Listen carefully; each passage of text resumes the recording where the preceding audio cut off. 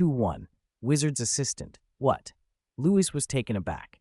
It really was Lord Voldemort, and he answered so bluntly. He had expected the other party to take on the role of a sympathetic older brother. I'm your lonely friend. I can listen to you, coaxing him to confide. Instead, Louis flung out a few more questions about Hogwarts history and 27 theory. The answers came back fast and factual. Throughout, the paper never asked Louis a single question in return. Strange. Shouldn't he be curious about Louis' situation? This wasn't right. In the original story, Tom in the 19 was a master manipulator, expert at steering people to reveal themselves. The current behavior was completely different. A thought crossed Louis' mind. Maybe the thing on the page had detected a change in its environment, or sensed Louis's vigilance and recalibrated its approach. If so, this opponent was even more dangerous than he'd imagined. Louis' eyes cooled.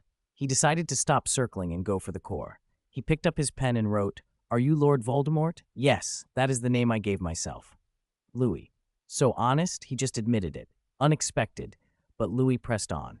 "Have you ever opened the Chamber of Secrets?" "Yes, in my 15. Is your dad a muggle?" "Yes, he is a filthy muggle." "You." As the questions dug deeper, a bold idea formed in Louis's mind. He couldn't resist.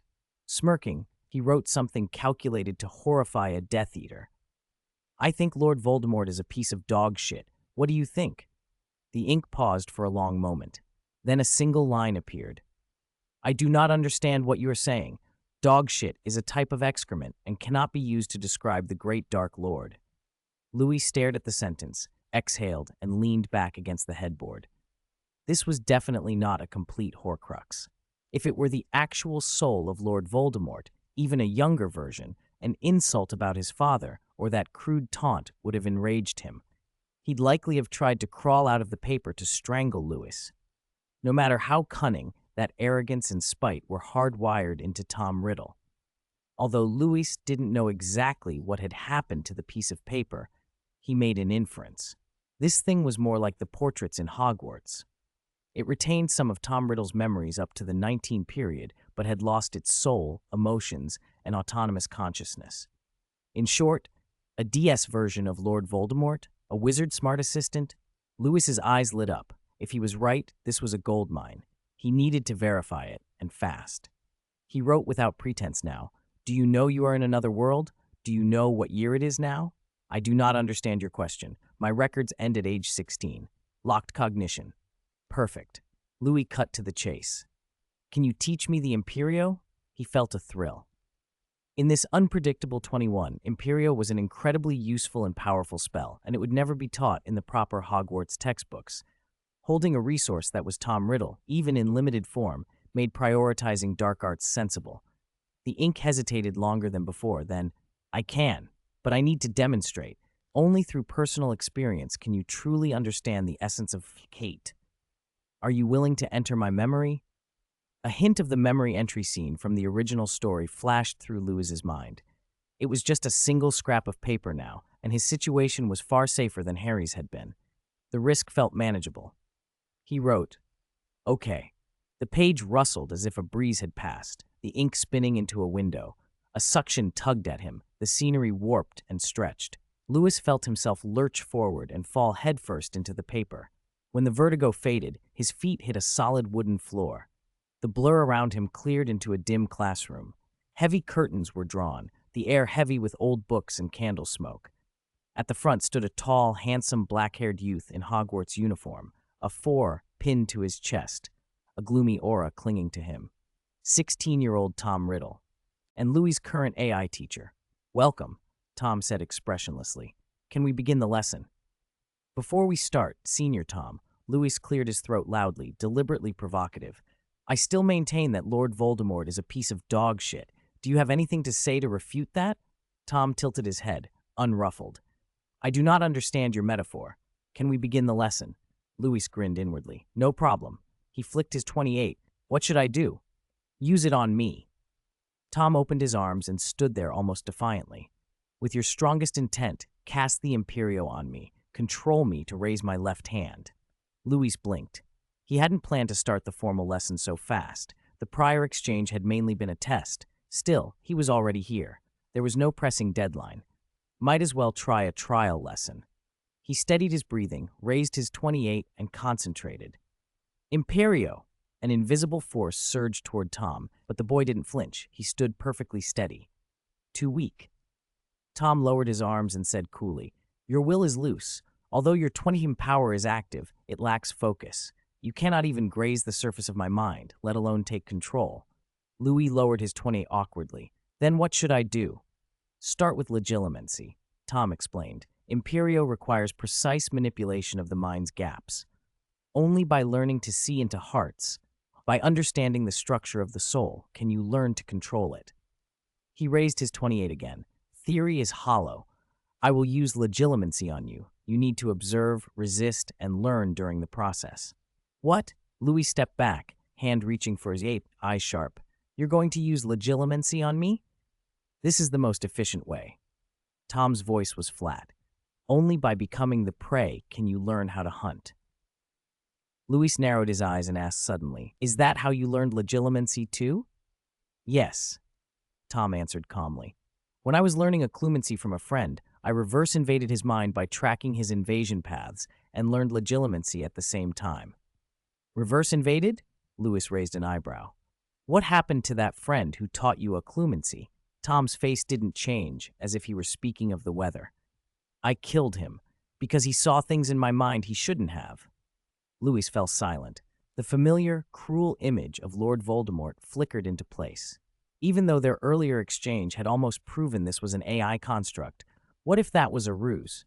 He could stop now, ask for theory only, or exit the memory space. But something in Louis made him continue. Risks and rewards coexisted. He needed to confirm whether this assistant was truly harmless. If, at the most dangerous moment of occupying the mind, Tom simply ran a mechanical teaching program without trying to possess or attack, that would prove his guess. It was a harmless tool. Conversely, if the entity had malicious intent, then according to the original setting, even a Horcrux would need prolonged emotional infiltration and life force absorption to seize someone's consciousness. As a prepared 23, Louis believed he'd have a chance to counter and exit in this 5. This verification was necessary. He lifted his head and met Tom's steady gaze. "All right, let's try it." He forced a solemn tone. "I hope your teaching method is useful, Teacher Tom." 202, Forgotten Past. "Are you ready?" Tom's voice was flat, devoid of any fluctuation. "Come on." Louis drew a deep breath, forced his mind clear, and looked straight into Tom's eyes. Tom lifted his U-wand, pointed it at the center of Louis's brow, and whispered, "Legilimency." It felt different from what Louis had expected. In an instant, the world around him turned into the rippling surface of disturbed water. The dim classroom, the flickering candlelight, even Tom's face blurred and distorted, dissolving into colorful splotches. A strange weightlessness swept over him, and his consciousness seemed to slip free from his body, pulled into a peculiar vortex. He had imagined an external mind prying through his present thoughts. Instead, the spell acted like a rusty key, turning a long sealed lock deep in his skull. He passed through an invisible barrier and became a ghost among scenes that were both alien and horribly familiar. Fragmented memories burst forth like a flood, submerging him completely. A newspaper lay on a table, the Daily Prophet, with a blurry front-page photo and a headline that screamed, "Flying bed in the sky?" 6-year-old's magic outburst crosses half of London. An ornate child's bed that should have stayed in a bedroom floated dozens of meters high, drifting on the wind through thin clouds. A small note beside the picture read that the improper use of Magic Office had expressed extreme shock. The scene shifted to a tastefully appointed study. A younger Louis heard his own voice, higher than it was now. "I should buy a wand. I need to practice spells in advance to control my powers." "No, Louis, you don't need that sort of thing." A tall man stood with his back to the sunlight, his face in shadow. His voice was grave. "Great power stems from your heart. You have talent beyond ordinary people. If this power were fully unleashed, it could move mountains, fill seas, even call down thunder. But before you learn to release it, you must first learn to feel it, to tame it." He turned and looked straight at Louis. "What you need to learn are not flashy spells, but how to harness your emotions." A huge suitcase lay open on the floor, clothes folded neatly inside. "Pack your things. Your powers need guidance. We have to change your learning environment, Louis's mother said as she folded garments. The young Louis, clutching Hogwarts a history, looked up blankly. Does that mean I can go to Hogwarts early? No. His mother paused, complexity about her eyes. Not Hogwarts. We have found a teacher more suitable for you. Will I still go to Hogwarts when I'm 11? If you insist, of course. 3 years? Louis's shocked voice echoed down the hallway. I only need it to completely block out my cat-like sense of smell and hearing. Does that really take 3 years to accomplish? Magic takes time too, dear. His mother coughed softly nearby and forced a weak smile. And what exactly do you want to do with a creature? You're not thinking of secretly raising a pet, are you? Quite the opposite. Louis's face didn't change. I've heard there are many dangerous magical creatures at Hogwarts. To be safe, I think a creature that can completely mask one's presence would be a necessary piece of personal safety equipment. Oh, that sounds like a perfectly reasonable motive. A playful glint appeared in his mother's eyes. Or, since it's so dangerous, we could simply choose not to go. A dim attic appeared next. Louis saw his father carefully wrapping an oil painting. In the portrait, a woman in a Victorian gown wore her dark hair pinned back, eyes melancholy. She held a wand whose tip seemed to draw a ball of red light. His father handled the painting with obvious wariness, swaddling it in thick black cloth and muttering, "It's not time yet." His mother lay on a bed, pale and worn. An older Louis sat beside her, lips pressed together, a teacup clenched in his hands. The porcelain began to twist and deform beneath his fingers, blooming into a beautiful lily. "For you, Mom," he said. She took the flower and smiled, genuinely happy. Finally, there was a vast, floor-to-ceiling mirror. Louis stood before it as if speaking to the reflection. The mirror did not show his face. It was a deep, implacable darkness. A calm, elegant voice came from within it. In this world, there is no irreversible fate, only insufficient will. The darkness swelled as if a pair of eyes were peering into Louis's soul. Your soul is strong enough, Louis, but you are too easily swayed by cheap emotions. That is not good. Why grieve for the fate of ants? Why let pointless pity slow your steps? The voice went on, persuasive and cold. Learn to strip away those redundant feelings. Understand that sadness and pain are not enemies. They are fuel for your power. Do not worry about consequences. Do not care for common rules. This world is inherently cruel. For that existence which is most important to you, what harm is there in giving up some insignificant things? Phew! Everything stopped as abruptly as it had begun. Louis snapped his eyes open, gasping as if he had surfaced from deep water. Cold sweat soaked his back. He was still in the Hogwarts classroom from his memory. Tom, opposite him, had lowered his wand, brow furrowed in puzzlement. What's wrong? Louis forced down the tumult inside him, feigned a blank recovery, and asked cautiously, I don't think I've learned that spell. Do we need to try again? Tom hesitated, raised his wand, and tapped the tip quickly. Legilimency. This time, Louis prepared himself. Strangely, no images rushed at him. A few seconds later, Tom lowered his wand. Failed again. I saw nothing, just pitch black.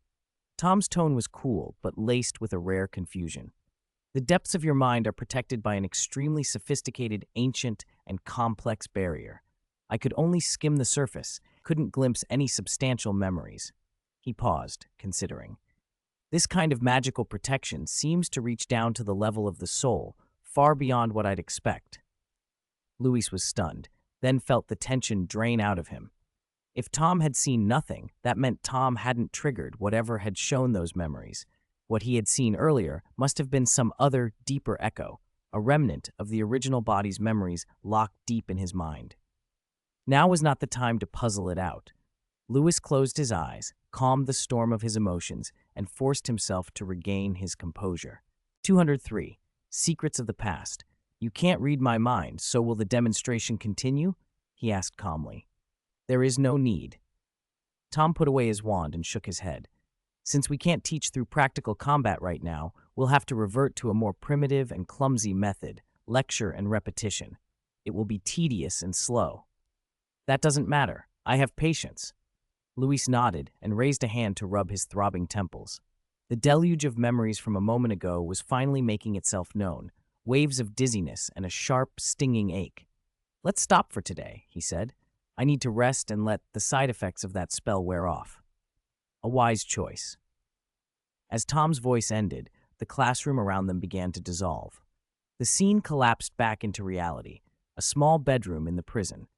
Louis sat up with a start, staring at the bumblebee toy on his bedside table. The images he'd just seen kept replaying behind his eyes. They felt oddly familiar, but he couldn't summon any of the emotions that had originally accompanied them. No anxiety, no stubborn determination, no fear about his mother's illness.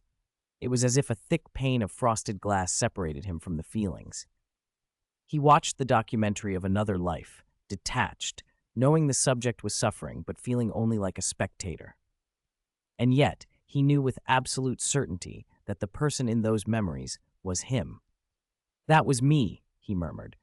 A subversive conclusion was forming in his head. Since arriving in this world, he'd assumed he was a transmigrator, a soul that had jumped into an already living body. He remembered waking up in this body with a high fever, so weak he could barely walk. He had used his illness as an excuse for amnesia, careful not to reveal anything that might show his habits didn't match the original owners. Now, with the new memories, he realized he had been wrong. There had been no original owner. The personality, the tone of voice, the little unconscious gestures in the memory were his, down to the tiniest details. The little boy he'd seen had an almost obsessive longing for Hogwarts. He had pestered his parents for years to prepare for the perfect night tour of the castle, making plans years in advance. That level of foresight and purpose didn't fit a child raised entirely in the magical world. I was transmigrated into a womb, Louis thought, eyes brightening. Or rather, reincarnated. He worked the logic through quickly. Something dramatic must have happened the year he turned 11. Maybe it was the demagogue-like teacher in the mirror, or perhaps it was tied to his mother's mysterious recovery. Had that event wiped his memories up to age 11 and sealed his magic? That would explain why he had assumed he had just dropped into this life, and why his parents had acted the way they did, so attentive, so careful, but somehow distant. Perhaps they treated him like someone who had been rebooted, relieved he was alive, and terrified he might stumble back into whatever forbidden place had caused it. And that voice in the mirror, the one that kept saying, "Pain is power," who was that? His secret mentor? His mind moved faster now, assembling patterns. The system of magic the mirror voice used didn't sound like ordinary spell work. It felt ancient, primitive, driven by emotion. It made him think of Lily Potter's protective magic in the books, a shield born of love. But this was darker, more raw. Emotions. Louis sat up straighter. He thought back to strange things he'd noticed since coming to this world. The odd effects in the factory of the shepherd, the levitation charm on the roof of that building that had gone smoother than it should. Could his constitution be drawing on the emotions of those around him to bolster his magic? There was no hard proof yet, but the memory fragments and the anomalies fit together. If his magic could indeed feed on surrounding emotion, then being in this apocalypse, this world swarming with walkers and raw, extreme feelings, might actually be an advantage. Living here could speed up his magical development far more than idly attending classes at a peaceful school. He let out a breath he didn't know he'd been holding. He'd thought getting Tom as an AI professor was the best surprise. He hadn't expected this accidental glimpse into his own past to yield so much. Compared with the revelations he'd just had, learning Imperio or Legilimency felt less urgent. Another old question now seemed to have an answer. Levitation charm, the board flight, the instincts that let him take to the air so quickly. Maybe that wasn't just talent picked up here. Maybe it was a childhood skill, a muscle memory carved into him long before he lost those earlier years. But transfiguration remained a problem. In the memory, he hadn't even needed a wand to change a porcelain cup into another object with thought alone. He had once been a prodigy at transfiguration, and yet now his transfiguration work was stuck at basic shape-changing.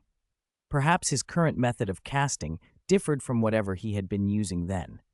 The memories cleared up some doubts about his origins, but they only raised more questions, a tangled skein he couldn't unravel by guessing. Never mind, he told himself, forcing down the swirl of speculation. For professional matters, ask a professional. He looked at the trunk by his feet and made a decision. When the next chest-opening window came, he'd write directly to Dumbledore or ask Harry to pass a message. Let the greatest wizard of the century help with a remote diagnosis. And while he's at it, ask whether there are any hidden dangers in relying on emotion to power magic. 204. The crisis is beginning to emerge. After sorting through his chaotic thoughts, Louis closed the diary fragment and locked it back in the box. He took out his notebook and began revising his future 13 practice plan to account for today's discoveries. Now that it was clear he had a special constitution that allowed him to strengthen 13 through emotion, he needed to devote more time to learning how to channel that power deliberately in combat, on top of his regular drills.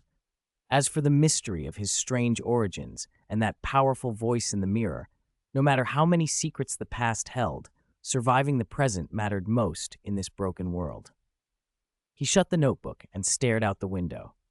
Days passed in a steady, quiet routine. It had been about 2 weeks since he'd returned from the National Guard base.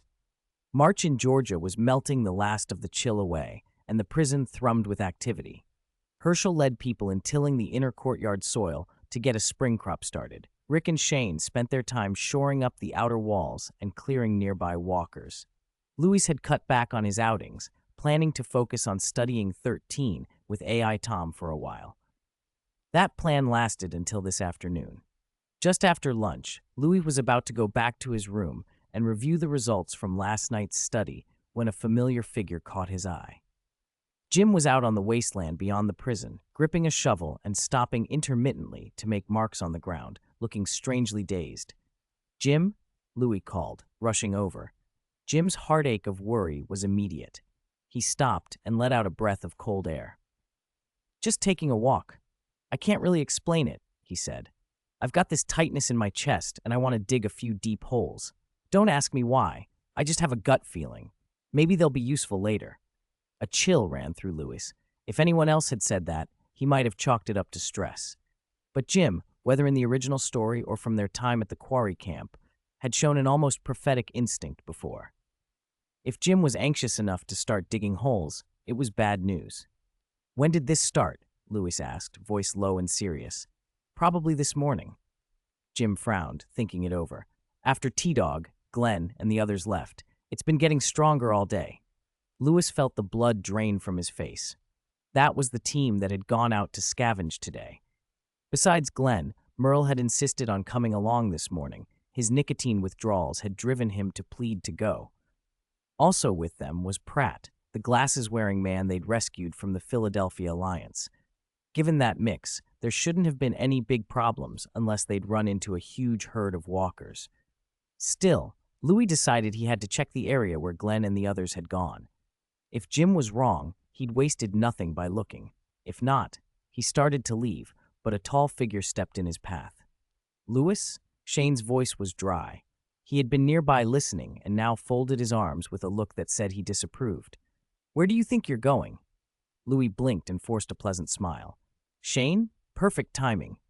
"Perfect timing." Shane's brow pinched. "Don't put that look on. You're not going to run out there, are you?" "Absolutely not." 10 minutes later, the gates of the prison swung open.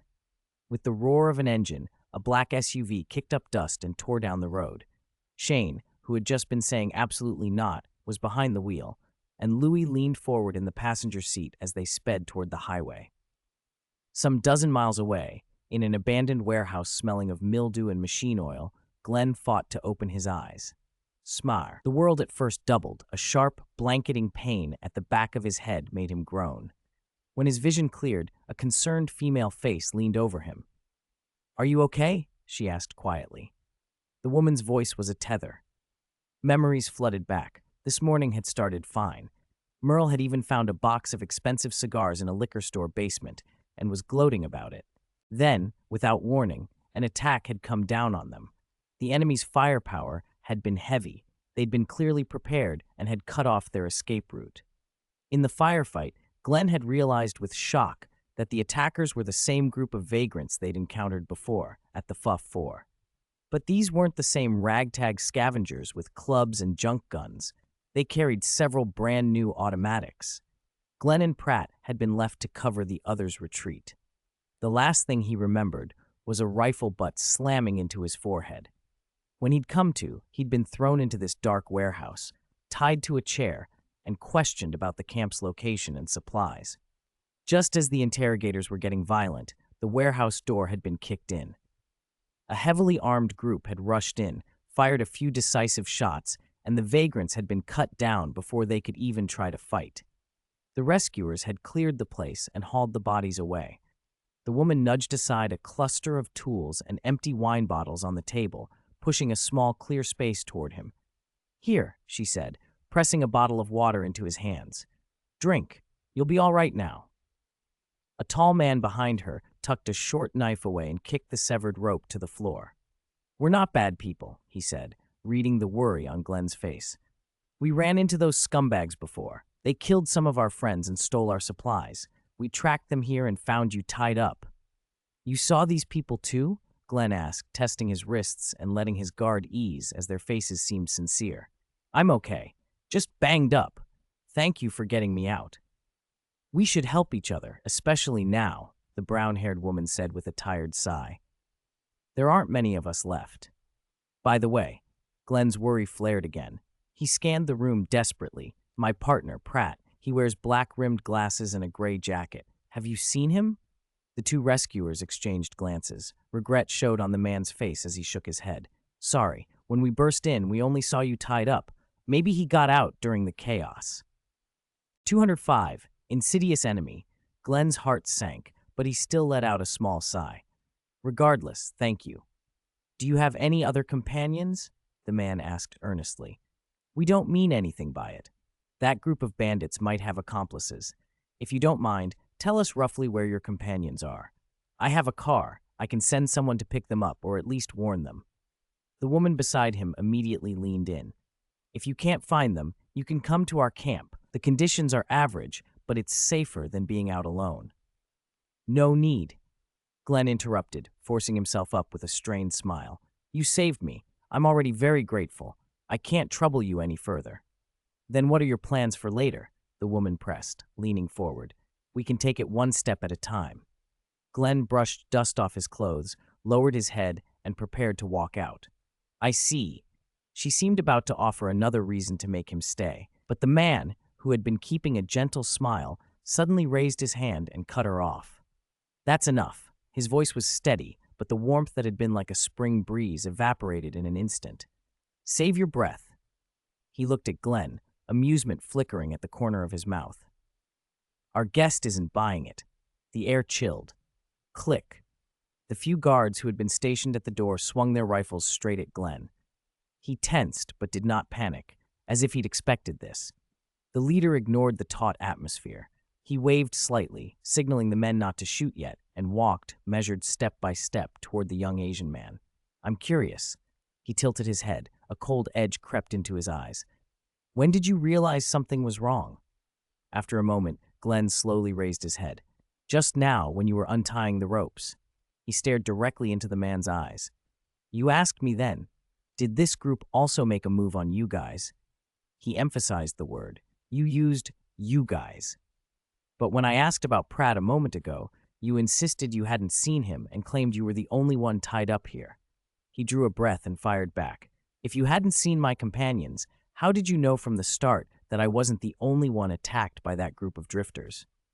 A few seconds later, the man clapped softly, admiration plain on his face. "Brilliant." He smiled and nodded. "You're a smart man. In this world, smart people usually live longer, provided they're sensible." Glenn regarded him for a second as if weighing the words. Then, in an instant, he lunged, grabbing a broken bottle from the table and rushing toward the man in a desperate attempt to take him hostage. The other man's reaction was faster. With a slight sidestep, he caught Glenn's wrist, twisted it, and pinned him onto the table. "What a pity," he sighed, almost regretful. "You made the wrong choice." The brown-haired woman watched with a conflicted expression, not entirely approving of the violence, but not intervening either. "Don't be in a hurry. We still have time." Two burly guards rushed forward, hauling Glenn to his feet, hauling him back into a chair and tying him fast. "Now we can begin our formal conversation." The man looked down at him, expression turning cold. First question, where is your camp? For the next 10 minutes, the two burly men beat Glenn mercilessly. He was bloodied, his face swollen, vision blurred. Aside from groans, he bit his teeth and refused to speak. Finally, the leader waved his subordinates off and stepped forward himself. He grabbed Glenn's bloody index finger and snapped it back hard. "Arr!" Glenn screamed, cold sweat soaking him. "That's just the first one," the man said flatly. "Tell me, where is your camp?" Glenn panted, spitting bloody foam. Go to hell." Snap, the second finger broke. Pain swamped Glenn. His sight swam, but he glared at the man with murderous intensity. "Last chance." The man took his third finger without expression. "My patience is limited." Glenn nearly passed out from the agony, but images of his companions flashed through his mind. "I don't know," he forced out. For a moment, the expected flurry of cruelty didn't come. The man suddenly chuckled, mockery in his voice. "What a pity." He stood and took a snow-white handkerchief from his pocket, slowly wiping his hands. "You had a chance to survive, maybe enough to go warn your friends to run, but you blew it." He leaned close so only Glenn could hear. "All this suffering you've endured is meaningless. I've known where you are for a long time." Glenn's eyes widened. "The prison, right? Surprised?" The man shrugged, casually tossing the blood-stained handkerchief onto the floor. "I know that place. It's not far from my town. I always thought it was abandoned, until my men passed by and saw a row of walkers fixed outside the prison through binoculars. Walkers without arms or jaws. It was a clever disguise, smart, but also a giveaway that there are living people inside." Glenn felt the ground drop out from under him. From the start, this had been a trap. "You," he managed. "What do you want?" Bang, bang. Dense gunfire suddenly cracked from outside the warehouse. The man raised an eyebrow and glanced toward the door, unmoved. "Shh, listen." He pointed at the sounds, a flash of excitement in his eyes. "Your friends arrived a bit faster than I expected. Seems their brains work pretty fast to follow a trail like this. Pity. They're all going to die here." He let the words hang in the air. "And all of this is because of you." Without another word, he turned and walked to the main door. Passing a side door, he casually drew the bolt back. Growls and snarls erupted from the compartment, two walkers intentionally locked inside, tasting the sharp scent of blood, battering at their enclosure. "Good luck." 206. Governor! Governor! Outside the warehouse, the late afternoon sun was hidden behind heavy clouds, and the air tasted restless. "Those bastards are inside!" Merle was crouched behind a massive metal drum, gun in hand, swearing. "Of all times for things to go south, right when I'm jonesing for a smoke. Fucking perfect." Beside him, Marge gripped her pistol and scanned the perimeter with a hard expression. The tire tracks led straight here, too clear, almost brazen. They'd lost time at a fork in the road, but whoever had driven this way had left a trail every inch of the way. That careless openness made her uneasy. "Wait a minute." At a break in the wall, Marge stopped and grabbed Merle's arm to hold him back from charging. "What now, girlie?" Merle rolled his eyes. "It's just a bunch of drifters. Need me to file a combat plan first?" "No." Marge forced down the agitation. She couldn't be reckless. "It's too strange. These drifters suddenly have heavy weapons, and Glenn and Pritt were taken. It's all too convenient." She took a breath and looked at the short-haired woman in their squad. "Drive back. Now. Tell Rick and Shane where we are and what's happening." The woman hesitated. "Go. That's an order." She clenched her teeth, then hunched and ran for the Jeep parked down the road. "Ch-ch, so cautious," Merle muttered as the vehicle pulled away. He racked the slide of his pistol with a click, a cruel grin spreading. "Okay, the messenger's gone. Can we start the killing now?" Marge's eyes went cold and sharp. "Let's go." They moved in, but before they hit the wall, the killing had already begun inside the dark room. The smell of blood drew the walkers locked in the cubicle. Two of them crashed through the flimsy panels and lunged at Glenn, who was tied to a chair. "Damn it! Damn it!" The faces of the walkers closed in. Glenn strained and the chair scraped the floor, but the bindings held. As a rotting hand reached for his face, Glenn screamed and threw his weight back with everything he had. The chair and he toppled, narrowly missing the bite. Pain flared in his knuckles, but Glenn rolled desperately on the dusty floor like a fish flopping for water. He slammed the wooden chair, back first, against the wall. The old wood exploded. The ropes around his hands loosened. He worked his way free of the knots, scrambling up when a walker dove at him. "Get off!" he yelled. He grabbed a jagged chair leg and thrust it into the monster's eye socket. A second walker slammed into him, pinning his shoulders while it opened its jaws toward his throat. Glenn held the broken stick across the creature's jaw, his arms shaking as the wood began to splinter. Just as the stick threatened to snap, "Glenn!" A familiar shout. A blade flashed and plunged into the walker's temple. One body slumped to the floor like rotten mud. Marge kicked it aside and hauled the blood-smeared Glenn up, panic in her face. "Glenn, you okay? Your hand." Glenn's fingers were twisted and mangled. Marge's eyes went wet. "Don't worry about me," he panted, sweat freezing on his brow. There was no time for explanations. He yanked Marge toward the exit, and they ran, lungs burning. "We have to go. It's a trap. That man, he knows about the prison. He did this on purpose." On the earthen slope above the warehouse, a black sedan waited. The man in the back seat watched through the glass without expression as Marge and the others charged into the building. "Governor, they've gone in," the driver reported. "Do we engage?" "No need to waste bullets." The man known as the governor picked up his walkie-talkie in a flat voice. "It's time." At his order, several men lying in ambush triggered hidden mechanisms. The doors of a few massive, apparently abandoned shipping containers around the lot flew open. A tide of walkers that had been trapped inside poured out, not wandering, but streaming toward a noise-making device planted at the warehouse's center. They swarmed inward, surrounding the building so tightly not even water could slip through. "By the way, Governor," a subordinate's voice crackled over the radio, "a woman just drove off, heading west. Should we pursue?" The governor glanced at his watch and waved off the suggestion. "No need." He leaned back in the seat and closed his eyes. "Even if their reinforcements arrive, there'll only be a half-eaten buffet left. Let them come to pick up the pieces. Consider it a welcoming gift." "Understood," the man answered. The transmission ended. The governor turned and, for a moment, softened, smiling at the brown-haired woman beside him. "Don't worry. Everything we're doing is for the survival of the camp." He put a gentler voice on. "Once we get the medicine and equipment from that prison, your father will be fine. I promise you." The woman's eyes were wet. She whispered, "Thank you. For your daughter as well." Back at the warehouse, Merle fired at the loudspeaker hanging under the eaves. The raucous noise had been baiting the walkers. For a heartbeat after the shot, the world seemed to hold its breath.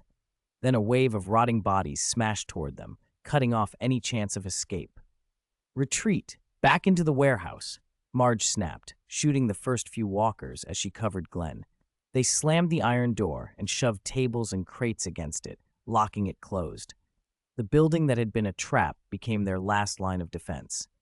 Outside, 1,000 hungry hands began to hammer at the panels.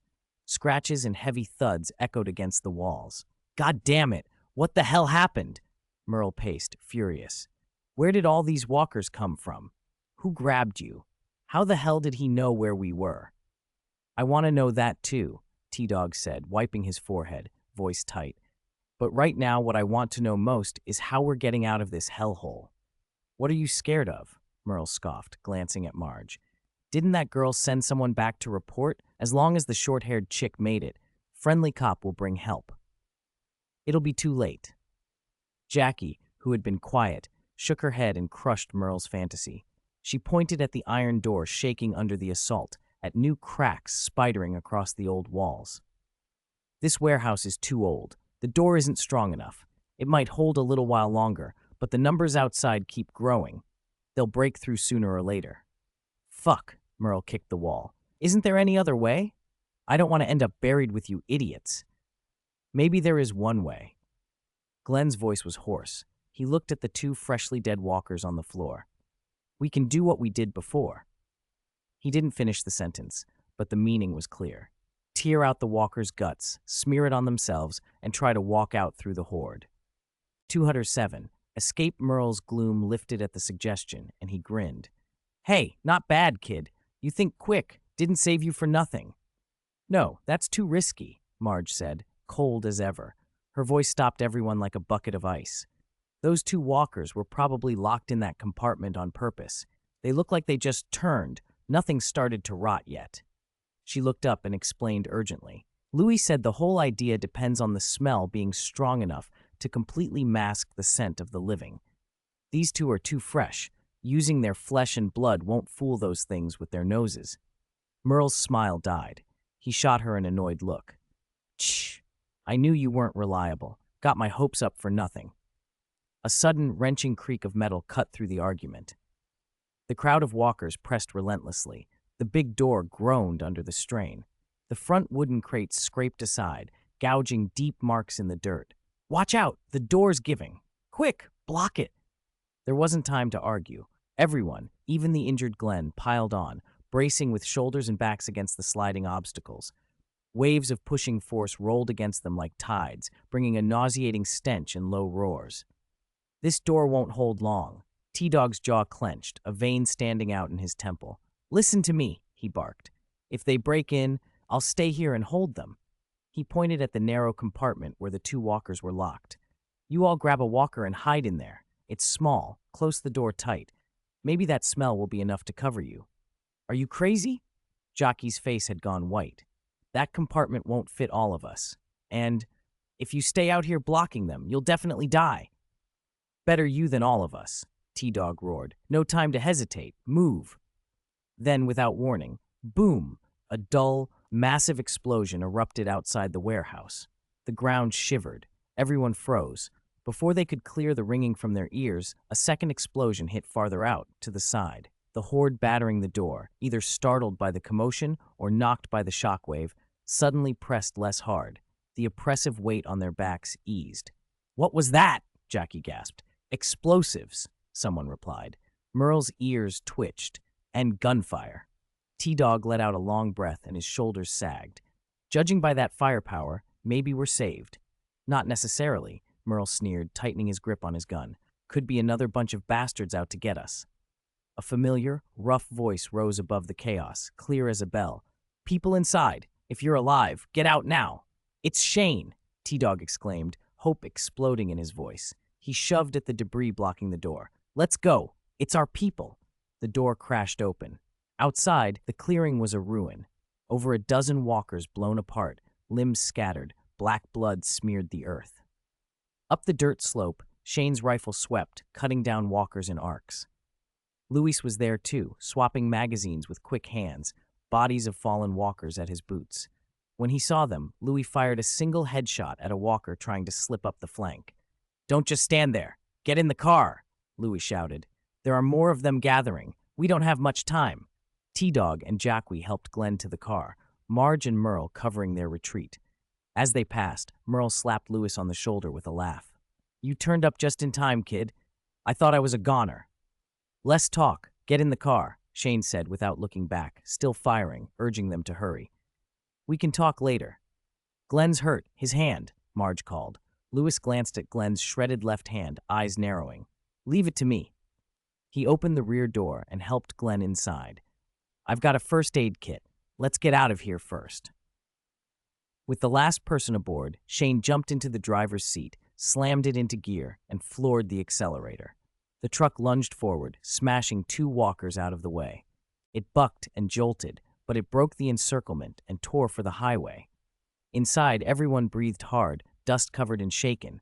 It was cramped, but they were alive. Jackie slumped in the back and wiped dirt from her face. How did you get here so fast? That girl who went back to report only left not long ago. Shane glanced in the rear view. He didn't mention Jim's weird sixth sense. He lied smoothly. We were out looking for building supplies. Louis wanted some air. We were going to meet you first, but something seemed off when we got there, so we followed the trail here. Damn, you guys got lucky, Merle said, lighting a cigarette in the passenger seat. If you were a few minutes later, we'd be buried. Louis had the first aid kit open across Glenn's lap, working fast. Bear with it, he said. The two fingers are fractured, but the bones aren't shattered. They'll heal. Don't worry about my hand. Glenn panted, sweat and blood on his face. He seized Louis's arm and spoke urgently. Louis, Shane, listen. That guy who captured us, he knows about the prison. Shane's hands tightened on the wheel, and the truck swerved. Glenn breathed hard. I'm sure. Today's whole thing was a trap. He knew we'd taken the prison. He sent people to watch it. He doesn't seem to know our exact defenses or who's where, yet. But Prit was taken by them. I didn't see him then. That bastard's going to torture him like they did to me. Glenn faltered, then forced himself on. I don't know if he can hold out, so even if he doesn't know everything now, assume he does already. Splash! A bucket of cold water hit his head. The smell of blood mingled with the water and choked his nose. Prit jerked awake from the darkness, coughing violently, his chest burning. He tried to wipe his face and realized his hands were tied behind him to an iron chair. Cough! Cough! Without his glasses, everything was a blur. A dim, flickering light swung overhead and made him dizzy. Awake? A young, hard voice came from across the room. Prit squinted, forcing his blurry vision to focus. The speaker looked like a teenager, maybe 16 or 17, in a loose jacket, sitting on a table and twirling a gleaming knife. Who are you? Prit croaked. His throat felt full of sand. Who I am isn't important, the kid said. He hopped off the table and walked toward Prit. The boots on the concrete floor echoed through the room and sent a chill through Prit's spine. The teenager stopped close and pressed the blade against Prit's neck, forcing his head back. Up close, the face was slightly familiar. The governor sent me, the kid said. Where's your camp? How many people does your leader have? Prit's heart dropped. So this was one of their lairs. He'd surely be in deep trouble. He opened his mouth to buy time to think of something to say, but the kid's gaze suddenly sharpened. He went pale as if he'd seen a ghost. Wait, it's you? He almost dropped the knife. Why are you here? Prit was baffled. Shouldn't that be his question? Why had he been kidnapped? He strained to focus, and memories of being taken surged back. The raid at the auto repair shop, Rick and the others storming the place to free people. The teenager's face snapped into place. This was one of the survivors from that camp, one of the gang. The thought hit Prit like a blow. Damn. Of all the luck, captured again, and by remnants of the same group. They'd lost comrades in that raid. This kid would hate him. Prit's mind raced. Think, don't panic. He tried to piece through the tangled versions of that night. Rick and Louis had posed as the believers to intimidate the leader and to rescue people. To these survivors, then, the rescuers might be seen as the murderers. But now this kid thought Prit was the governor's man. How had that happened? He didn't know, but it didn't matter. What mattered was how the teenager reacted now. The kid's face went tight with fear for a moment, and he glanced warily at the closed door before covering it up with a sneer. You're his man, aren't you? You must have betrayed him. He spat the accusation. Why did he capture you? Prit froze. The governor? He thought. How did I end up being his man? But then he caught a little tell, the kid's nervous look toward the door. He wasn't just angry, he was afraid of being recognized, afraid of something being exposed. Maybe he was undercover or planning revenge, and if Prit spoke up, he'd blow his cover. There was a dangerous gamble to make. Prit forced a mocking laugh to hide the panic. That's a funny thing to say. He leaned in, teeth bared. If you think he rescued us to help, you're wrong. That bastard didn't rescue people. He stole supplies. We were bait he used. I barely escaped him, started over with new people, a new life, and then today they grabbed me again. The teenager's knife pressed harder. A thin ribbon of blood welled at Prit's throat. Shut up, the kid warned. Say another word and I'll slit your throat. Prit kept talking, forcing the story out like a weapon. I'm not going to give you anything. I won't tell him about my companions, and I won't let him hurt them again. Kill me if you want, but I won't betray them. The teen stared, skeptical. 10 seconds of heavy silence stretched between them. You expect me to believe that? He said finally, a cruel half-smile at his lips. People say anything to save themselves, and if I believe you and you sell me out to the governor to win leniency, I'd be a fool. Sell you out? Prit snapped. Do you think he'd spare me? Even if I told him about my friends, he'd kill me anyway. Turning you in only takes one enemy off his board. How does that help me? He watched the kid's expression change as Prit dangled the bait. You're here for revenge, aren't you? Prit pushed. But acting alone won't get you far. This man is paranoid and smart. If you're exposed while working by yourself, you'll be worse off than dead. He leaned forward, trying to sound earnest. Help me get out of here. We'll find my companions. We've got a lot of people, weapons, and we all hate the governor. Coordinate with us, inside and out, and we take him down. Prit held the teenager's eyes, every word meant to convince. Isn't that better than being a dog for your enemy? 209. Meanwhile, in C Block, Louis had just finished immobilizing Glenn's injured left hand when Rick and Shane hurried in, faces tight with concern. They wanted every detail about the ambush on Glenn's team. How many attackers, what weapons, and why Prit had been taken. The room buzzed with anxious voices as everyone tried to piece together the assailant's profile from Glenn's account. Before they could work through it, worse news arrived. Daryl's group staggered back, covered in dust and grim-faced. They'd been attacked too. Thank God. If it weren't for Louis, we probably wouldn't have made it back, Miguel said, collapsing onto a bench with a cup of hot water. His hands still trembled. His protective suit was streaked with mud and dried blood. He looked like he'd been through hell. Marge looked up, confused. Louis, he was with you all afternoon? Yeah, Miguel said, gulping water to steady his breathing, a note of awe in his voice. But he sent Robin. Even before they left that afternoon, despite Jim's vague premonition that only mentioned Glenn, Louis had taken precautions. He'd sent Robin, the clever owl, to shadow Daryl's team into the woods. It was a damn trap, Miguel said, the memory still raw. They'd been ambushed at what looked like an abandoned construction site and had fallen into a deep pit. At the bottom were a cluster of ravenous walkers. I thought we were done for. Miguel forced a bitter laugh. Luckily, most of us were wearing protective suits, so those things couldn't bite through. In that tight hole, Daryl had told everyone to form a circle, stepping on the walkers' bodies to hold their ground and shelter those with weaker armor in the middle. Then Robin showed up, Miguel said, nodding toward the owl dozing on Louis's shoulder. It found us, flew back to the prison, and brought Morgan and the others. Daryl didn't speak, only stepped forward and scratched Robin's fluffy head. Louis offered a modest smile and was about to steer the conversation back to Glenn's crew when a dull thud shattered the brief calm. Otis, who'd been sitting in the corner and looked only lightly hurt, suddenly collapsed out of his chair. Otis, his wife Patricia cried, rushing to his side. I might just feel a bit dizzy, he mumbled, pale and struggling to get up. Then he turned his head and vomited. Don't move him. Dr. Jenna, who had just washed his hands, darted over and pried Otis's eyelids open. His face went stone still. Unequal pupils, confusion, projectile vomiting. Damn it, it's a brain bleed. How could that be? Miguel protested. He was fine a moment ago. His expression hardened as memory hit him. It was to save me. When we fell into the pit, when he kept me from getting bitten, his head got knocked. Now is not the time for guilt, Dr. Jenna snapped, cutting him off. He turned to Louis and Herschel. We have to operate now.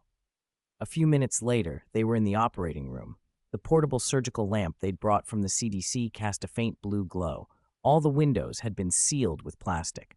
Otis lay on the table with his hair shaved away, the scalp already swollen and bruised. Ready? Jenna asked, mask in place and scalpel poised. Sweat beaded on his forehead.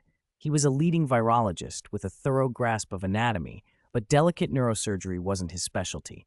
In this post-apocalyptic world, though, he was the most experienced doctor available. Louis, help me with hemostasis and hold the field open, Jenna said. Herschel, pass instruments and monitor vitals. Understood, Herschel answered. Louis closed his eyes and drew a long breath, forcing himself to block out the chaos outside and focus. Whether by science or sheer will, he had to bring Otis back. Begin. Outside the operating room, the minutes crawled. The corridor fell silent except for Patricia's muffled sobs. Marge sat beside her, holding her shoulder. Words felt useless. Miguel crouched on the floor with his head in his hands. It's my fault, he whispered. If I hadn't been saved, he wouldn't have hit his head. Shut up. Daryl, who'd been pacing, stopped and spoke bluntly, but without anger. It was an accident. If it were me, I'd do the same. Don't make it worse. He glanced down the empty end of the corridor where Rick, Shane, and others were absent, pulled away by more pressing disasters, the afternoon ambushes, Prit's disappearance, and the prison's compromised defenses. Don't worry, Daryl added quietly. Death's not taking him. Jim, who'd been standing nearby, broke the heavy hush. You see any omen?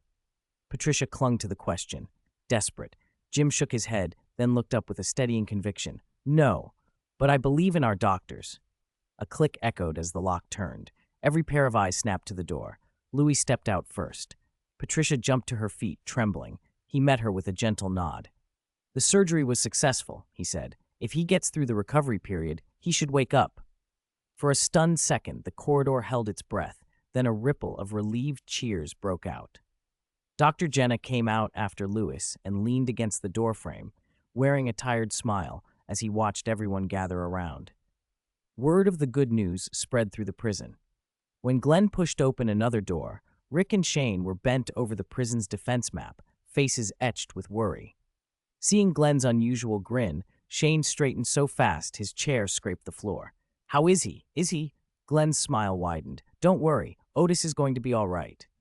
Rick's sternness cracked into a weary chuckle as the tension eased from his shoulders. Good, I needed to hear that. 210. Response plan.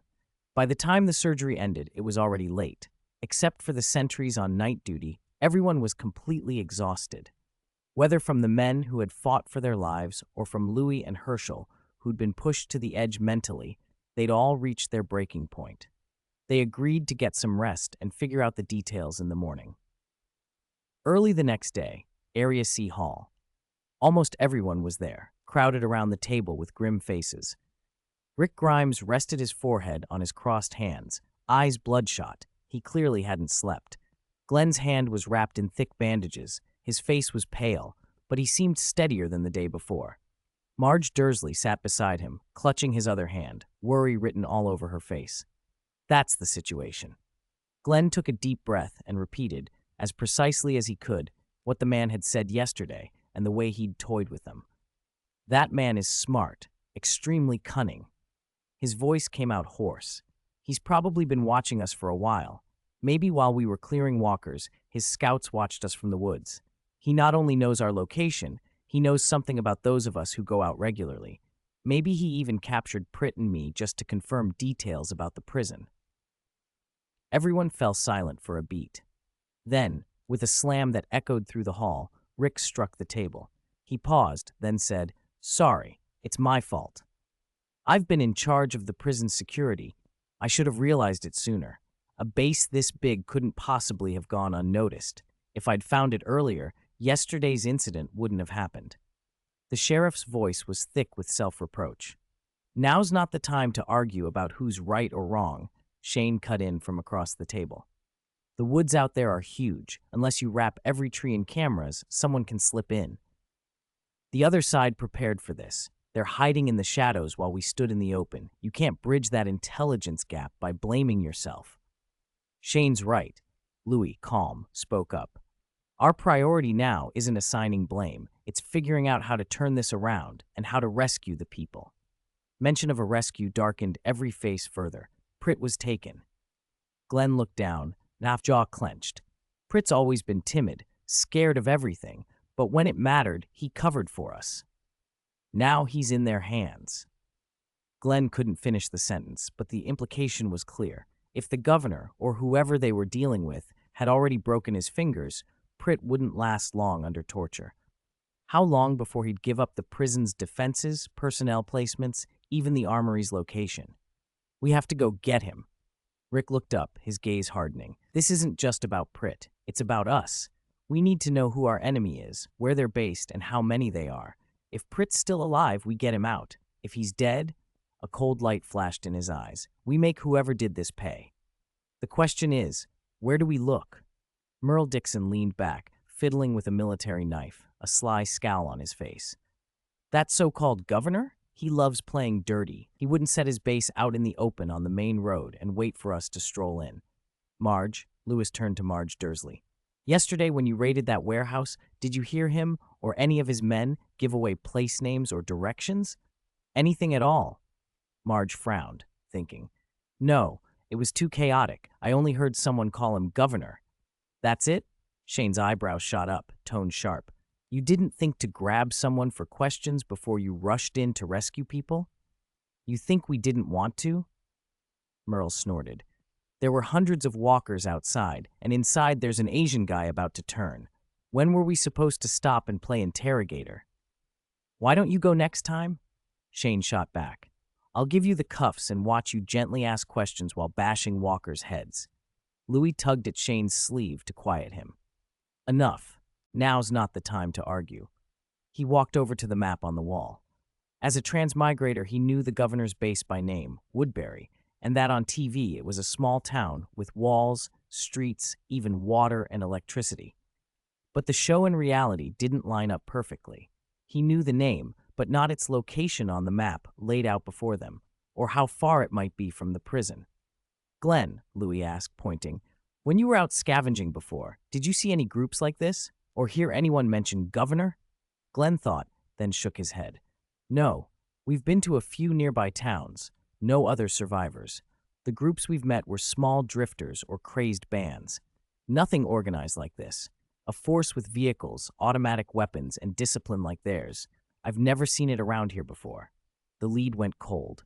The room fell back into a standoff. They knew the enemy's name and their intent, but without a location, they were swinging at air, frustrating and helpless. A chair scraped loudly. Daryl, who'd been sitting in a corner all along, stood up. Without saying a word, he slung his crossbow over his shoulder and headed for the door. Daryl? Rick called. Where are you going? Daryl stopped, turned, his face a mask of barely concealed irritation. I ain't gonna sit here guessing. He tightened the strap of his crossbow. Those bastards spent a lot of time laying that trap in the woods yesterday. Wherever people pass, they leave traces, footprints, broken branches, tire marks. He looked at Rick. I'm going back to the ambush point. We'll follow the trail. Hope may be slim, but it's better than sitting here doing nothing.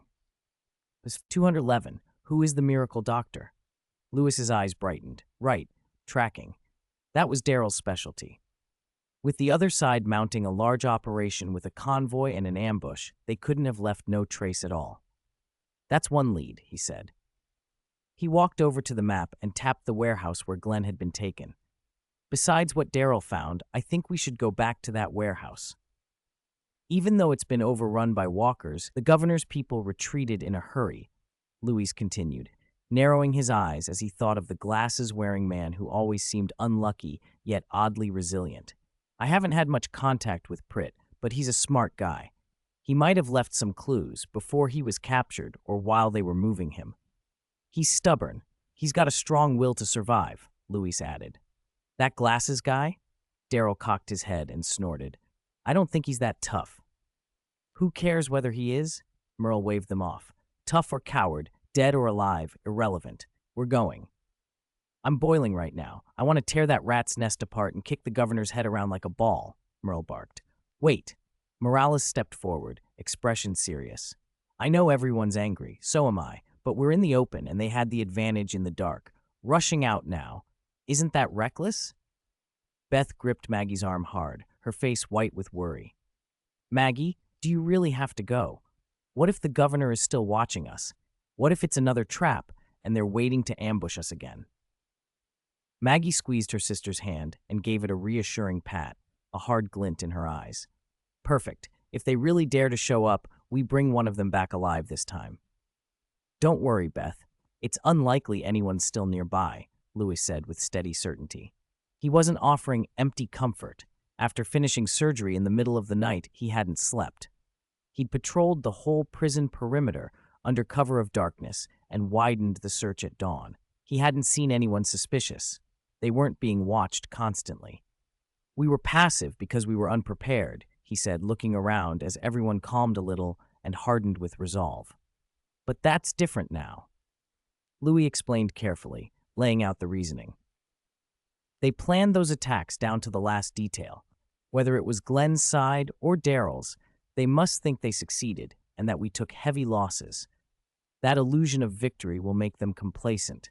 When they fell back, they probably didn't cover their tracks as well as when they came in. This is the best time to find a flaw. Anxiety loosened its grip. Hesitation turned to determination. They'd survived worse than this. They weren't going to sit in the prison and wait to be picked off. Rick took a deep breath and stood. Good. He scanned the group and began issuing orders. Shane, take men and guard the prison.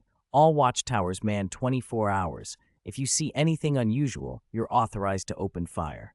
T-Dog, take people and recheck the perimeter traps. He picked up his revolver and checked the cylinders. Now let's move out. As everyone prepared, Jamie, the young soldier Louis had saved, hurried over. Louis, about that governor.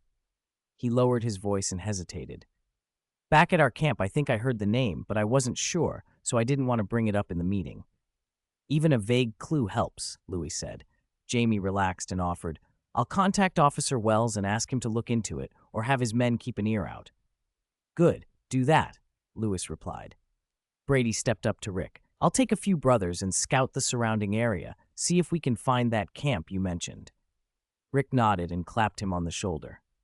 Thanks, Brady, but if anything looks wrong, don't engage. Retreat immediately. Your safety is what matters. Understood. In Woodbury's underground confinement room, Pritt huddled in a cold, damp corner, knees drawn up, staring at the one iron-barred window high in the wall. It was the only light he could see. He sighed. His head was a tangle of thoughts. The teenager with the butterfly knife he'd seen yesterday had seemed swayed by him, but hadn't agreed to anything. Instead of being released, Pritt had been moved from the interrogation room to this secluded basement. Before leaving, the teen had asked a strange question. Who exactly is the doctor who treated the National Guard soldiers? The boy had demanded. Pritt's mind scrambled. You mean those soldiers? He tried to play dumb. They did trade some medicine with us before, mainly sedatives to calm nerves. Everyone's on edge in this apocalypse, the teenager said flatly. Don't play dumb. He leaned close, voice low and threatening. If you don't cooperate, there's no reason for us to keep talking. Pritt flinched when the boy continued. The reason I'm still here talking to you instead of letting the interrogators who want to practice on you come in is because I think you're useful. I get it. You want to protect your people. Telling me about the doctor won't hurt your camp, and I won't tell the governor, the youth said. This is a deal that helps both of us. Don't make me change my mind. Pritt felt a cold prickle of fear. Why did the boy know about the National Guard? Was the governor looking for the doctor too? Did this kid want to intercept whoever healed them? He didn't know the boy's motives, but danger hummed in the air. Pritt decided to give up part of the truth. All right, he said with a helpless breath. We have two doctors. One is Dr. Jenner. He escaped from the Atlanta CDC. He's the real expert, a top virologist. The other is Old Man Herschel. He's good with sutures, practical with wounds, but it was mainly Dr. Jenner who treated those soldiers. The teenager's eyes narrowed. Only those two? No one else? Maybe someone younger? Pritt's heart skipped a beat. Why did the kid sound like he was hinting at something? Was he bluffing? No, he sounded too sure. How could the kid possibly know there was another young doctor at the prison? As an old member of Rick's group, Pritt knew the recovery of those National Guard soldiers was entirely due to the potion Louis had made. To an outsider, though, all they'd seen was Louis handing out medicine and bandaging wounds. Most people would think some sensible medic was doing what he could. They wouldn't call him a miracle worker who cured the terminally ill. Unless he has contacts I don't know about, or did one of the soldiers talk. But they all think Dr. Jenna healed them, right? He forced the shock and suspicion down. If he didn't admit it, it didn't exist. He forced a calm face and lied. Someone younger? He said. You mean an apprentice who helps the doctor? There is someone, the teen replied, sounding almost amused. But he's only 11. You expect a kid to cure seriously ill soldiers? Unless you count emotional support, that healer's good at comforting people. 11? The kid frowned, considering. Is someone sick? Pritt asked, trying to steer the conversation. If it's some rare illness, Dr. Jenna might. None of your business, the kid snapped, then fixed Pritt with a cold look. I'll think about your offer. But don't try anything. If I catch you lying, you'll die a miserable death. They had him brought down to this basement after that. Pritt swore quietly now as he remembered it. He clutched at his hair and leaned against the damp wall. I'd fooled him for now. But what next? Would Rick and the others come? Maybe. How could they find this place? This was enemy headquarters, high walls, armed patrols. If the group decided to start torturing people before Rick showed up, it would be over. He couldn't just wait to die. He had to find a way. By the thin light, he studied the cell. It had been a warehouse basement once, divided in half with rough iron bars. He was locked in the left side. The right side was empty and dark. How was he supposed to get out? He was halfway through imagining digging a tunnel with his bare hands when the heavy iron door slammed open. Men shouted and cursed in the corridor. "Behave yourself, you bitch! Watch out! This one's strong!" Prit flattened against the wall and peered through the bars. A handful of armed men shoved a prisoner inside. The opposite cell door burst open and the newcomer went down hard on the concrete. One of the guards, clearly the leader, leaned forward and barked through the bars. "I don't care who you are. When the governor finishes here and has time to interrogate you personally, you'll be begging to tell us the formula for that antidote. You sold that red powder, so you must know how to deal with the side effects." They locked the door and left, grumbling. The basement sank back into a heavy silence. Prit's pulse thudded. Red powder? Side effects? That sounded familiar, like the Walker powder Louis had warned about. The woman across from him stirred and pushed a filthy black hood off her head. Her hair tie snapped and a mass of dreadlocks fell free. In the dim light, Prit could see her, a black woman in tattered leather, face dusted with blood and grime, but her eyes were startling, bright, animal, without a trace of fear. Instead, there was a cold, killing focus. She glanced over at Prit in the corner for a beat, as if he were nothing, then returned her gaze elsewhere. She tried to wrench at the chains on her wrists, found them unyielding, and settled back against the wall with her eyes closed. The sheer presence of her made Prit swallow. He swallowed and forced himself forward. Were you captured by the governor's men too?" She didn't open her eyes. He tried again. "I heard them say something about red powder?" No answer. Prit kept going, fishing for anything he could learn. "They think you sold it? The governor." Her eyes flashed open at the word. At last she looked directly at him, blank and cold. "If you're here to work for that bastard, tell him to save his breath." She spat the words casually. "I don't sell drugs. I killed a few idiots who were carrying red powder." That admission prickled Prit's interest. Misunderstanding, maybe, but an opportunity. No, don't get me wrong." He moved closer to the bars and lowered his voice. "I'm not one of his men. I'm in the same boat as you. My name's Prit. I was out scavenging with some friends when they ambushed us and raided our camp. They beat me nearly to death and tossed me in here. I don't know what happened to the rest of my group." He leaned his forehead against the cool iron, trying to sell the desperation. "I don't want to die here. My companions will be looking for me. If we can get out, I could find a way to contact them. We could watch each other's backs." He painted it as earnestly as he could. Half truth, half lie. The woman watched him the whole time with nothing in her face. An expression that made him feel like a child performing for a judge. He fumbled, suddenly embarrassed. "Or, do you have any other ideas?" Silence. He was about to retreat into the corner and resume thinking about impossible tunnels when the woman spoke. Her voice was steady and low in the gloom. "Michonne." Prit blinked. He hadn't caught it at first. "What?" She shifted, chains clinking, her stare fixed on him, the cold in it easing a fraction, almost like a muscle unclenching. "I said my name is Michonne." She looked him up and down, a dangerous smile, one that didn't reach her eyes, tugging at the corner of her mouth. "You want to escape, do you?" Prit swallowed. The weight of the moment pressed in. Michonne's interest was a fragile thing. He'd barely earned it. Still, her voice held a question and buried in it a glint of something like possibility. "So," she said, "what's your plan?" Deep in the woods, dry branches snapped crisply underfoot. Darrell crouched beside an old tree, tracing a fresh gouge in the bark with his finger, then scanned the muddied prints of varying depths in the leaf litter. "There are a lot of them," he said. He rose and squinted ahead. They didn't bother to hide their tracks, probably figured no one would follow them. "Arrogance is usually the start of a downfall," Louis murmured, eyes sweeping the layered shadows of trunks until they landed on the silhouette of a gabled building not far off. "Huh. Why's there a church out here?" Al looked at him, puzzled. "You know it?" "The fake teacher in the basement mentioned it," Louis said. "We've been around here before and found nothing. Later, Glenn found a temporary base for Brady's National Guard group nearby." "Another damn church?" Merle spat from the front. disdain on his face. The world's gone to hell, and people still cling to God. He swaggered toward the church's main door, clearly intending to go in and take a look. Wait. Louis reached out and stopped him. Merle turned, annoyed. What, scared? We already cleared this place? You think there's ghosts inside? Louis didn't answer directly.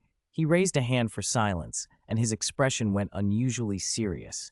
His pupils narrowed. In a concentrated state of perception, he could feel something, not just walkers inside the church, but movement under the soft soil at the entrance. Something's off. He couldn't say more than that. He had no way to explain how he knew, so he pointed to the tracks and offered a plausible reason.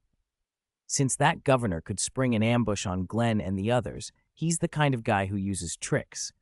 Who knows if he set a trap here? We should be careful. Louis picked up a fist-sized stone and lobbed it at the church door. Bang! 2 seconds later came the answer. Low growls rolled from inside as something pounded the wood.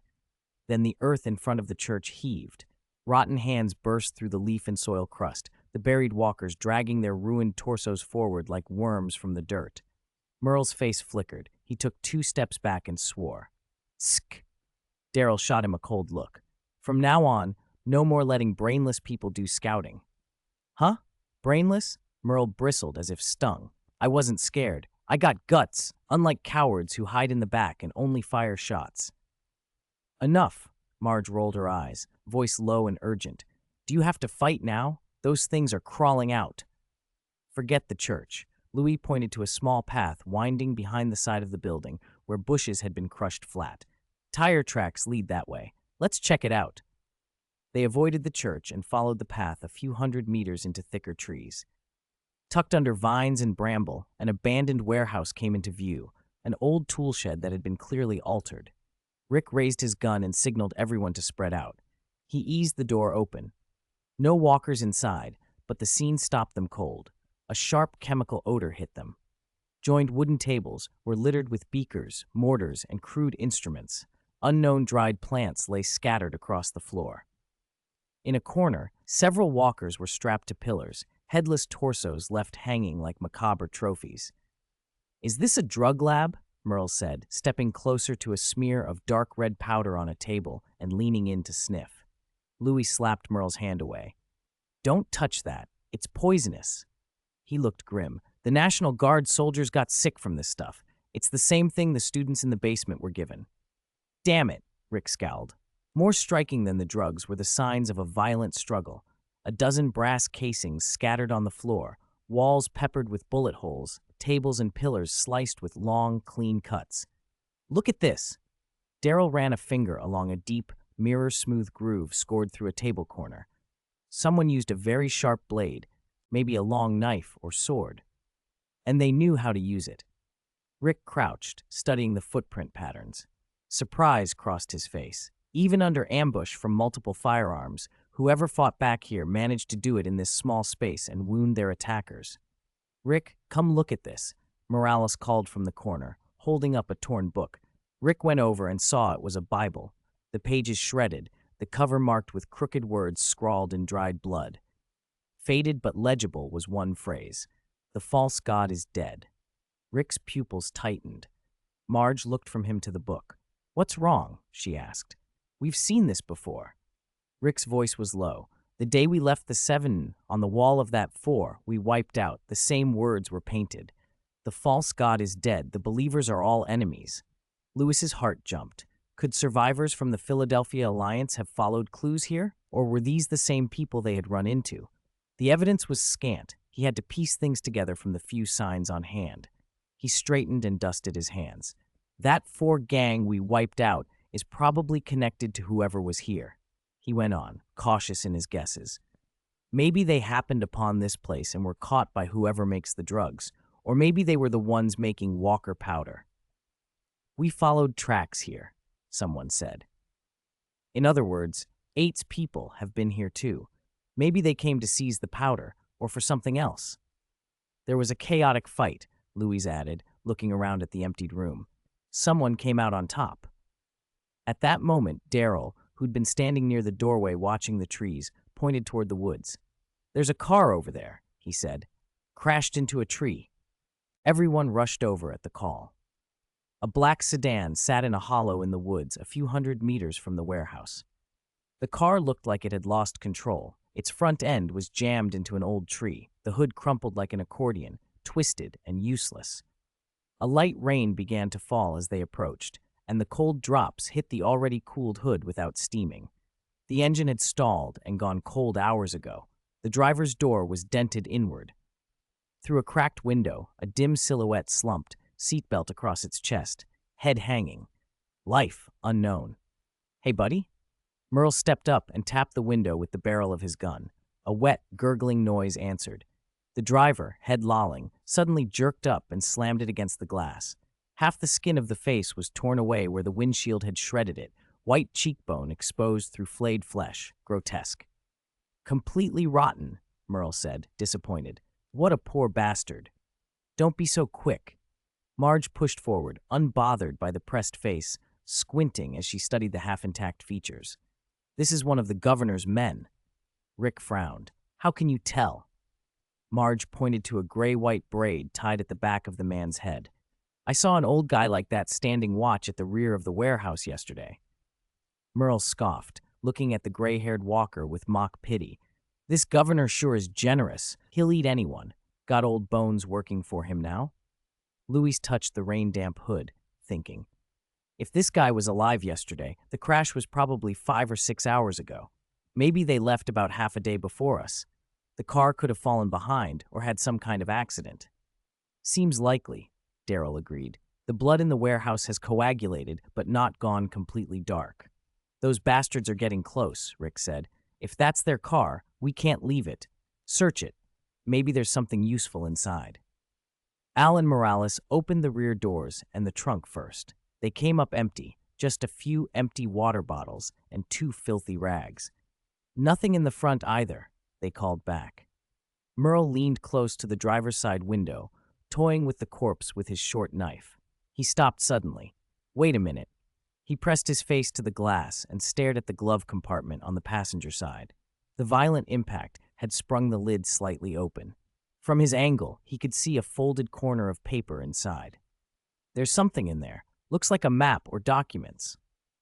"Can you get it?" Louis' eyes brightened. Merle flipped his wrist, holding the knife backward, and bashed the handle into the window.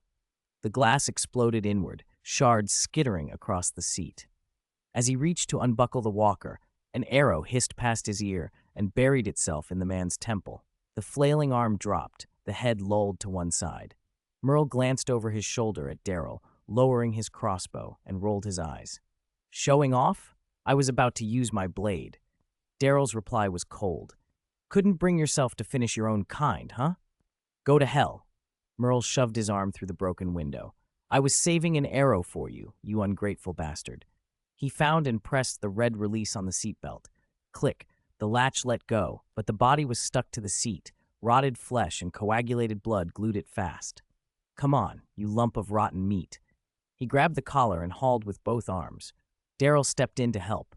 They pulled so hard the already twisted seat rail finally gave with a sharp crack. The rail snapped clean at the base. The seat, no longer supported, lurched forward under inertia. The back swung abruptly and slammed against the steering wheel, pressing the horn. Beep! The long, piercing blare cut through the rain and woods. "Damn it!" Rick's face went white as he lunged for the seat, trying to pull it free, but the cabin was mangled. The broken seat wedged against the steering wheel and the bent B-pillar and wouldn't budge. "Cut the wires!" Louis shouted, eyes scanning the tree line for movement. Merle shoved half his body into the shredded interior, reaching under the steering column, but the deformed dash refused to let him find the wiring. "Open the hood!" Rick ran to the front and jammed his hands under the lip, trying to lift it. The crumpled metal held like iron. Morales joined him, both sweating, but the hood wouldn't give. The horn kept going. "That sounds drawing walkers," Louis warned. "If we don't get out of here, we won't be leaving." "We're leaving," Rick decided. "Get away from the car." "Wait, I have to get this." Merle refused. He thrust his body back through the broken glass despite the stench, working under the corpse that still oozed black blood, fingers fumbling at the jammed glove compartment. "Merle, we don't have time," Darrell barked. "Shut up," Almost got it, Merle cursed, tugging at the warped plastic until veins stood out in his neck. Come on, you piece of. The surrounding brush exploded. Shadowy, pale forms poured out from the bushes, moving through the rain toward them. They're here! Al, who'd been holding perimeter, fired first. His rifle cracked twice. A walker lunging from the brush had its head blown apart, a spray of foul blood marking the spot. But the shots were only the start. More walkers surged forward like a tide. Establish a defensive line. Cover him, Rick roared, firing his revolver again and again. Morales, watch the left. Marge, fall back to the rear. Merle, move faster. We can only hold out a minute at most. No. Louis raised his rifle, dropped the two walkers leading the charge with clean headshots, then corrected him, calm as ever. With this density, we won't last that long. 30 seconds, tops. Gunfire cracked everywhere. Rain and gunpowder smoke mixed in the air. Damn it, why is this thing so damn sturdy? Merle huffed, drenched in sweat. The latch on the storage box was jammed from deformation. He reached in blindly, grabbed a handful of junk, and threw it out in frustration. Broken glasses? A cigarette case? Fuck, totally worthless. 20 seconds. Louis's voice stayed steady, but his trigger finger quickened. A walker had closed to 10 meters. He shattered its knee with a shot. Marge finished it with a headshot. The ring was tightening. Merle, are you done yet? Daryl yelled, loosing an arrow and killing another walker as he glanced back. Click. Under the violent prying, the warped lid finally gave with a sharp crack and split open. If it doesn't work, we're running, Morales shouted while frantically changing magazines. Maybe there are clues elsewhere. There are too many walkers here. 10 seconds. Louis swapped magazines without looking up, cold-eyed. 9, 8, 7. Stop the fucking countdown. I'm gonna have a heart attack just listening to it.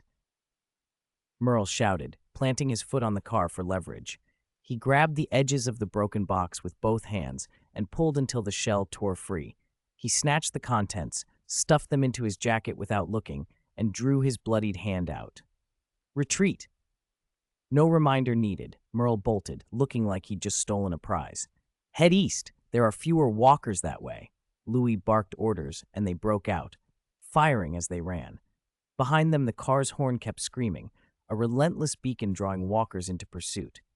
Damn it, Al glanced back, panting. We can't leave that horn blaring, can we? It'll pull every walker in range right to us. Don't worry.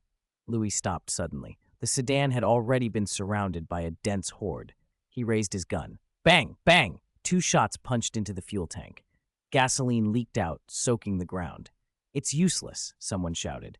Merle, still running, sneered back. Kid, you've watched too many movies. You think shooting a gas tank will make it explode? Louis ignored him and only smiled faintly. He holstered his pistol, drew the staff from his sleeve, and waved it toward the spreading gasoline. A crimson tongue of fire licked from the tip of the staff, slicing through the rain and igniting the leaking fuel. The next moment, the sedan was engulfed. Heat and flame detonated the fuel-air mixture. The blast drowned out that damned horn. The shockwave, laced with fire, hurled a cluster of nearby walkers into the air, turning some of them into burning sacks of meat in the rain. The wreckage burned like a beacon in the dark woods, the blinding light pulling the pursuing horde back toward the blaze. Merle's mocking grin froze. He stared at the rising column of smoke, momentarily speechless. What? Marge blinked at Louis in disbelief. Is this that fire-breathing staff Glenn mentioned?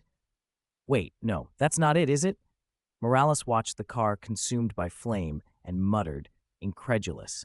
Did you put some sort of accelerant on your staff? Even lighting the gas shouldn't have made the car explode like that. Louis shook his head and sheathed the staff. No, this time it was thermite. Amazing, huh? He added, calm. Merle rolled his eyes, remembering their first run-in with Louis at the repair shop where he'd been fooled. Amazing, but no one's asking to learn it. I still think guns are more practical, someone grumbled. Let's move. Rick shook his head and pushed the dazed ones along. Sound's gone, but walkers will still be converging here for a while. Let's get out of range. They ran through the woods until they were sure they weren't being followed, finally collapsing by a stream. Rain came down harder, washing blood and mud from faces. Merle leaned against a tree, wiped blackened sweat and blood from his face, and laughed a few times.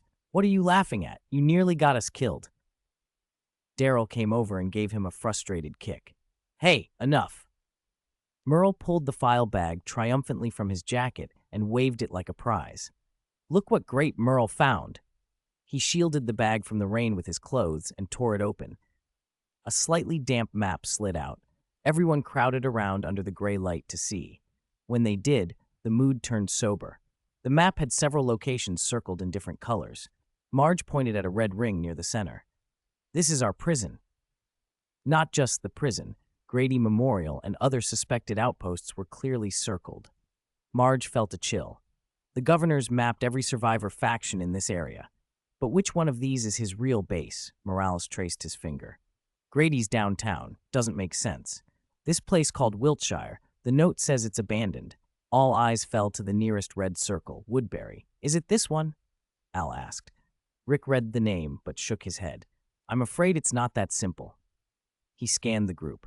If the man calling himself the governor is that cautious, setting traps and all, why would he let one of his men carry a map that marks his own base? Maybe his actual camp isn't on this map at all, Marge suggested. Louis stood to the side, staring at Woodbury with his brow drawn. He knew for a fact Woodbury was the governor's headquarters, but Rick had a point. This was odd. The governor in their stories had been paranoid about secrecy early on, killing anyone who left and sending men to enforce the illusion of a paradise. Who would let a scout carry a map with the HQ circled? Unless, Louis ran through possibilities in his head. This is a trap. Is he trying to lure enemies to that spot? Or, 216, Woodbury. What do you think? Rick asked, turning his head. Louis hesitated, then pointed at the red circle on the map and said cautiously, I find it suspicious.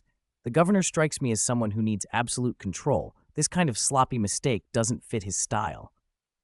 Ha! Daryl sneered and glanced at Merle. So you risked half your life to grab back a worthless travel guide? Or maybe it's bait they left on purpose. Shut up, you short-sighted redneck. Merle muttered, stowing the map back in his pocket. A clue is better than nothing. Maybe it isn't a trap, Louis added quickly, trying to smooth things over. Maybe that driver just had a bad memory. That walker had white hair, Daryl said. He wasn't young. Even if the governor is careful, his men aren't all elites. Maybe the old man made a mark because he couldn't remember the route, Louis offered. Rick thought for a moment, then nodded. It's possible. Trap or not, that's our only lead right now. He glanced up at the sky. Rain was coming harder and daylight was fading. Let's go back, he decided. This isn't the place to talk. Everyone's worn out. We need to get back to the prison, reassess, and then decide whether to scout out this Woodbury ourselves, someone added. No one objected. The group melted into the rain with the map. Meanwhile, in Woodbury, night did not bring the usual calm. Torches burned in the central square, lighting the packed arena that was no longer for entertainment, but for terrified residents.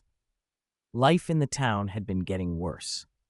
It all began with a mysterious dark red powder, hailed at first as a miracle, an item search parties brought back that seemed to dull pain, fight off the cold, and restore energy. In a world starved for supplies, it had been treated like a powerful medicine. But side effects surfaced. People who took it grew irritable, quick to anger, even hallucinatory. Then an unknown sickness swept through town. Vomiting, diarrhea, fevers that wouldn't break. The doctor was baffled, suggesting contaminated water or food poisoning, but deaths followed. Fear spread, morale crumbled, and some quietly talked of leaving to survive elsewhere. Tonight, the governor stood in the center of the square in a dark trench coat, staring down at pale, confused faces.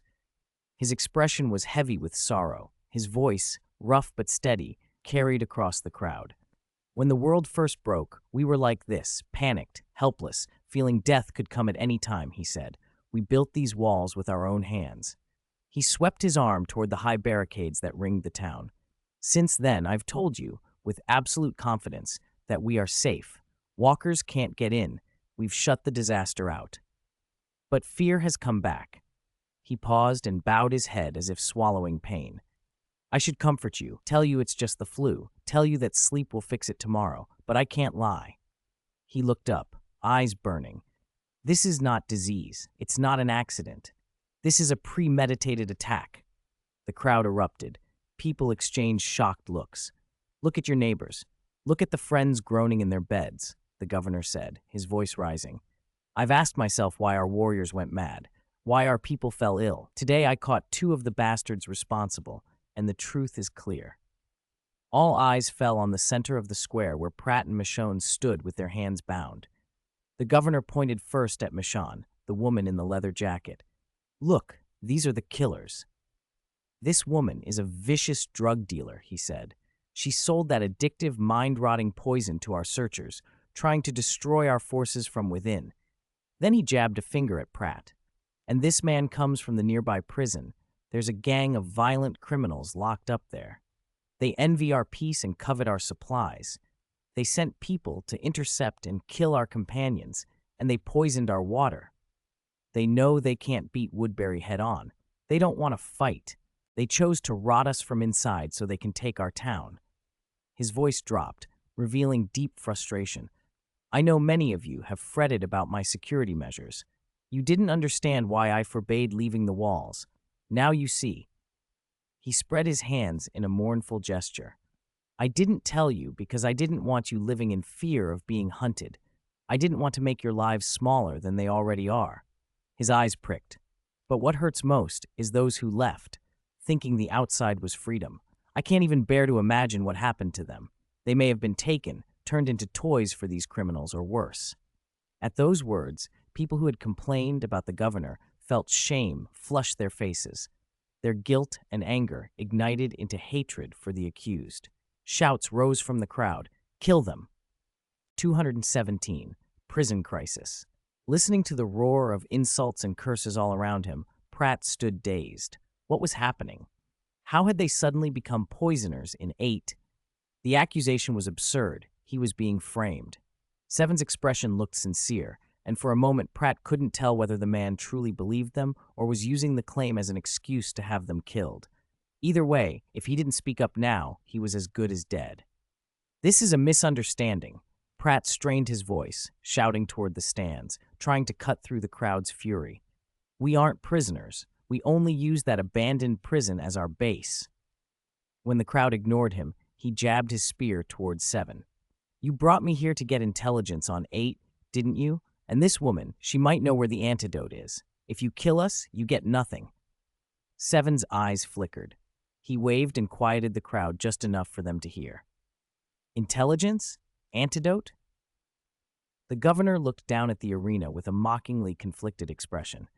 Did everyone hear that? This guest says they're innocent, claims it's all a misunderstanding.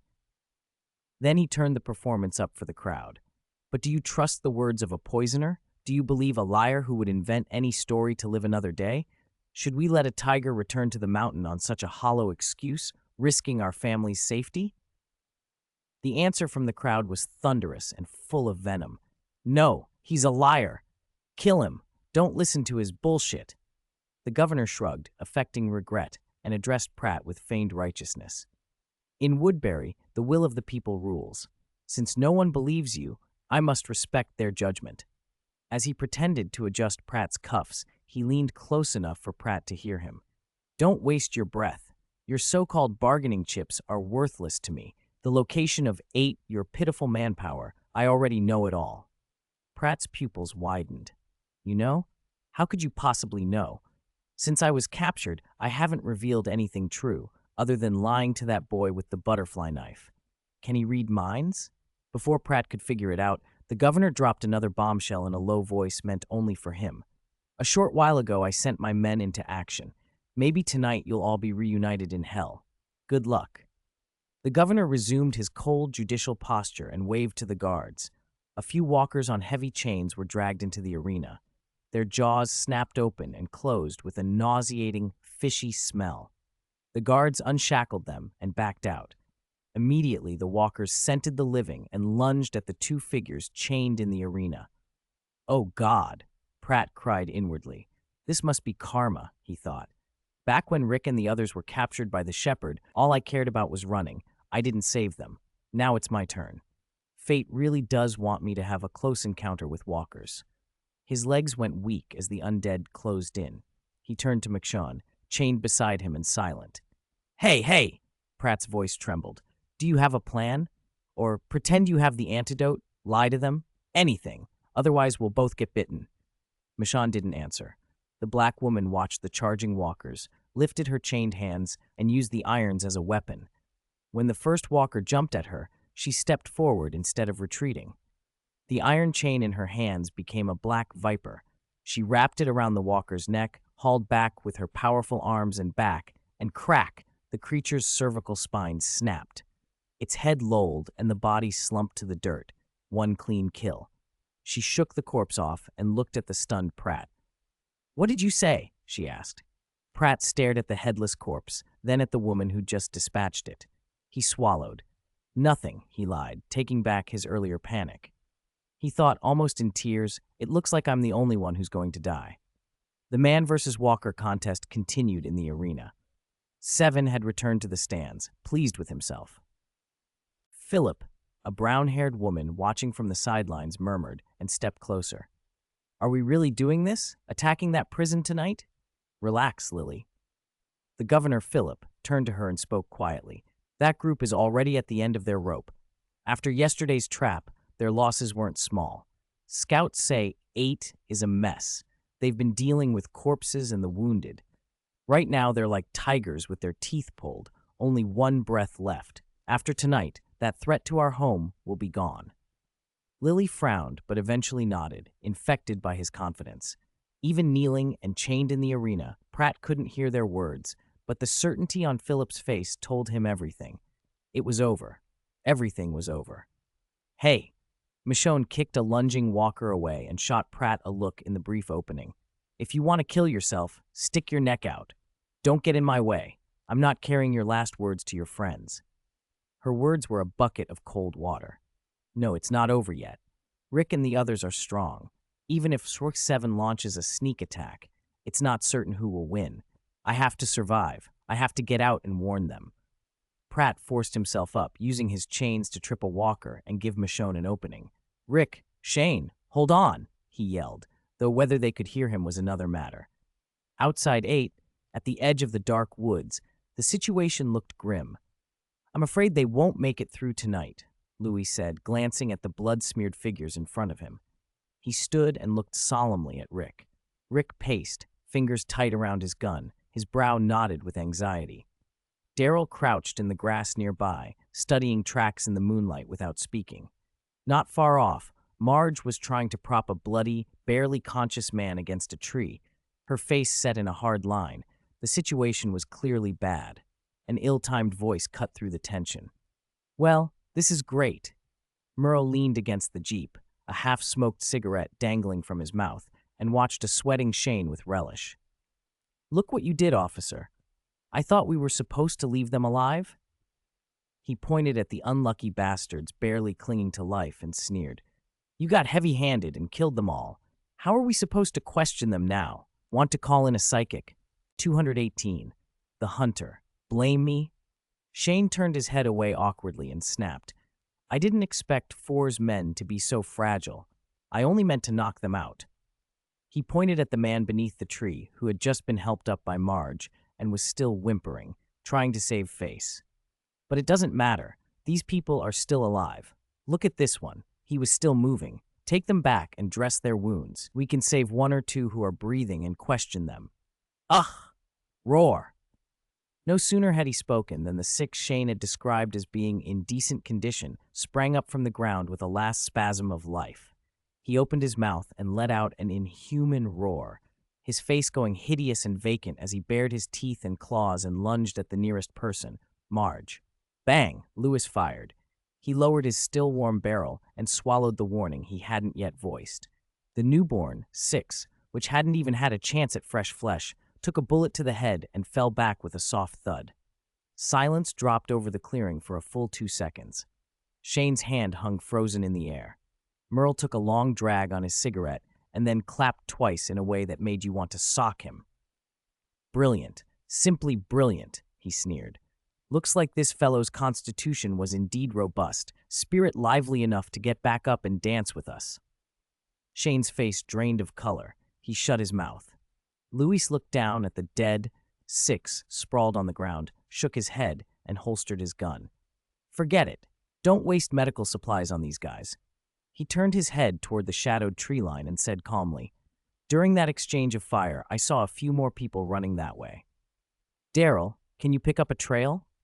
Daryl, who'd been crouched, rose, brushed the dirt from his hands, and glanced toward the thicket to the west.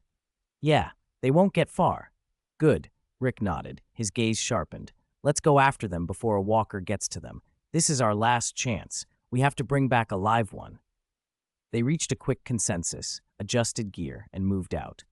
Louis fell in behind Daryl, moving fast through the trees while replaying the whole fight in his head.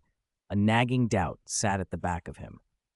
They'd been coming back from the woods where they'd found the map, planning to head to 5 first to plan. Who would have thought that as soon as they reached the entrance, they'd run into Shane and the others locked in a firefight with a small band of armed men? At first they'd assumed had sent a force and moved to flank, but once they engaged it became clear. The men were well armed but few in number and tactically sloppy. Under the pincer of Rick, Shane and the others, the vanguard collapsed in under 10 minutes. If not for the desire to capture 6 alive, that encirclement would likely have left no one standing. Louis couldn't make sense of it. Even if that governor was arrogant, he wouldn't send so few people off to die. Where did he get the confidence that a squad of a dozen could take the heavily fortified prison? Could it be Pratt? The thought flashed through him. Maybe Pratt, to save himself or to double-cross 4, fed him bad intel, told him Phi was full of old, weak, sick, and disabled people, that the defenses were empty. If the governor believed that, he might have sent a probing force thinking the place was easy pickings. Even so, it was reckless. Didn't they do any recon? Forget it. Louis ducked under a low-hanging branch. Whatever the reason, as long as they caught someone alive to question, they'd get answers. Deep in the woods, 2 figures were running in terrified, crouched flight. "Whoa! Whoa!" Hempot panted, lungs burning.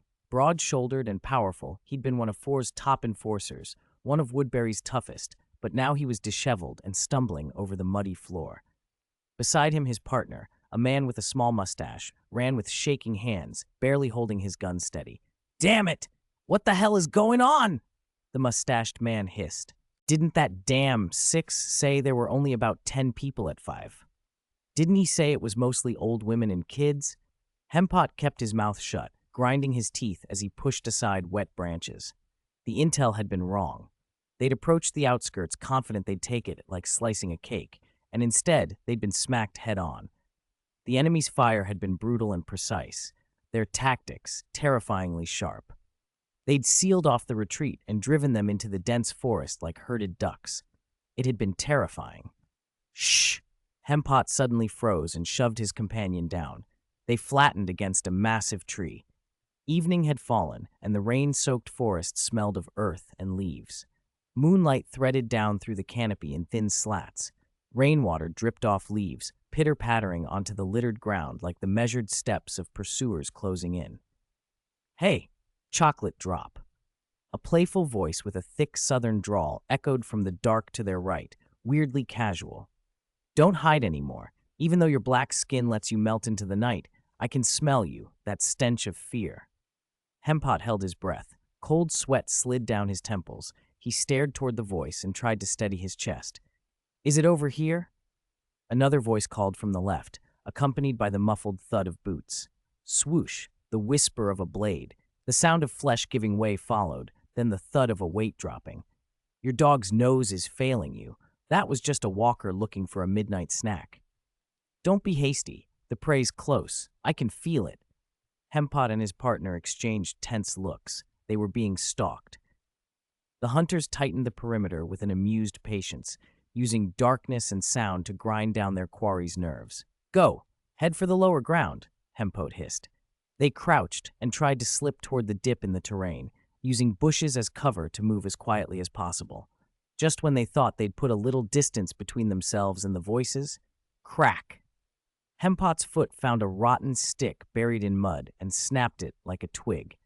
In the still, wet forest, that sharp sound carried like a gunshot. Every head turned. "Found you. Run!" Ignoring the walkers and the need to hide, the mustachioed man shoved Hempot into a frantic sprint. The pounding footsteps behind them intensified like a drumbeat of death. "Stop!" someone shouted. A warning shot cracked into the trunk of a nearby tree, sending splinters flying. The scorching bullet grazed Hempote's ear, searing. Panicked and disoriented, the two scrambled through the dark like headless flies. What they didn't notice was the ground ahead suddenly rising, as if something writhed beneath the surface. They tripped, slid down a slick dirt slope, and tumbled into a deep pit covered with loose rocks. Hempot coughed and gagged, dazed from the fall.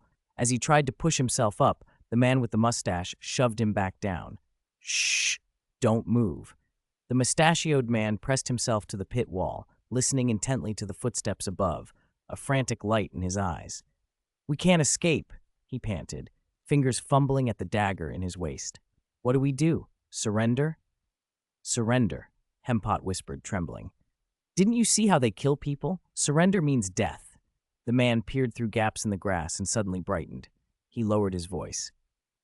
"Listen, I saw them. Among the people chasing us, there's a blonde boy and a short-haired woman. They must be our weak points." He jabbed an accusing finger at Hempot. "When they get close, we'll pretend to surrender. When they pull us up, we strike at once. I'll take the woman, you grab the child. As long as we have hostages, we live." Hempot hesitated. "But that's just a child. Give me a break." The man spat. "When you came here with a gun to attack the prison, did you forget there might be children inside?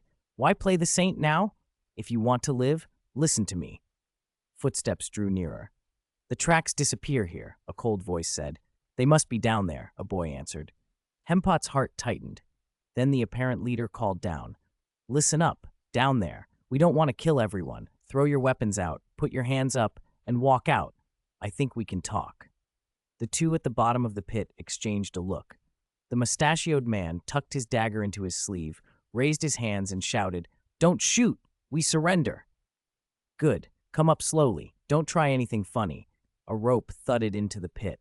The mustachioed man nodded at Hempot. They grabbed the rope and hauled themselves up. When Hempot's head cleared the rim, he saw several people gathered around the pit. True to the man's words, the blonde boy and a short-haired woman were closest to the edge. A group of tougher-looking men stood a bit back, appearing relaxed. A chance. The mustachioed man's fear flipped to desperate ferocity. "Go to hell!" he snarled, lunging. The dagger slid out of his sleeve, and he struck like a viper at the woman. Hempot, teeth clenched, charged the boy, but the woman in front of the mustachioed man did not scream or recoil. Marge didn't even blink. The lowered muzzle of her gun rose steadily and leveled at his forehead. Someone was faster. Bang! A disdainful snort, then the thump of a shotgun. Shane, standing a little behind and to the side, had pulled the trigger instinctively. The mustachioed man, mid-lunge, had his head blown open, his body crumpled at Marge's feet. On the other side, Hempot's world narrowed to pain. The seemingly harmless blonde boy didn't flinch as Hempot charged. He even offered a small smile. At some point, the boy had drawn a thin blade. As Hempot lunged, the boy stepped half a pace aside and drove the blade into Hempot's calf. "Ah!" Hempot screamed. The momentum and the pinned leg sent him face first into the mud and water. He convulsed in agony. As he tried to scramble up, a cold gun barrel pressed to the back of his head. The man who looked down at him had clear blue eyes that showed no panic, only a cool satisfaction. "It seems our only captive has been secured," the man said. "Tie him up." Rick holstered his gun and stepped forward to look at the man writhing on the ground. Marge stepped over the mustachioed man's corpse and crouched beside Hempot, who was sweating and panting. "What a pity," she said, looking down. "Your friend chose the wrong path. I hope you proved to be a little smarter than he was." Meanwhile, in Woodbury, the governor sat in the stands, a glass of whiskey in hand and a faint smile on his lips. He had no idea the advance team he boasted about had been wiped out. All his attention was on the show before him, the carefully planned Walker Arena tournament. But things were not going the way he'd anticipated. The presence of one woman was making the situation slide out of control. Inside the arena, what should have been a slaughter had become Michonne's personal exhibition. Bound in iron chains, hands restrained and weaponless, the taciturn woman moved with astonishing power. She used the chains as a whip and a garrote, tripping walkers or snapping their necks. In minutes, the 3 walkers that had rushed her lay dead. Pratt, on the other hand, was in constant peril. "Help! Wonder Woman! I need your assistance!" he yelled, scrambling as a walker with half its face missing closed in, its rotted maw nearly biting him several times.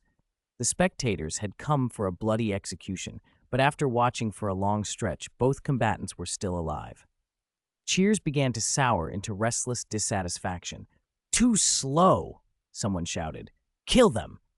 The governor frowned, set his glass down, and raised a hand to signal the guards to apply pressure. Then, clanging sounds echoed across the arena. Metal canisters arced over the high wall, bounced on the concrete, and rolled toward the center of the field.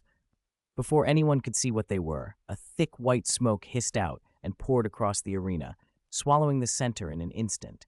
"Cough! Cough! What's going on?" 220. "We are allies. Is it on fire?" The crowd erupted. Bang! Bang! Smoke bloomed and muffled gunshots cracked out of the dark. "Enemy attack!" The guards' alarms and the residents' screams overlapped into a single chaotic roar. Michonne stood in the middle of white smoke, every sense on edge. Without hesitating, she scooped up the walker head she just strangled from the ground. Squinting through the haze, she picked out a blurred figure on the high platform. 8's position, and snarled, "Die!"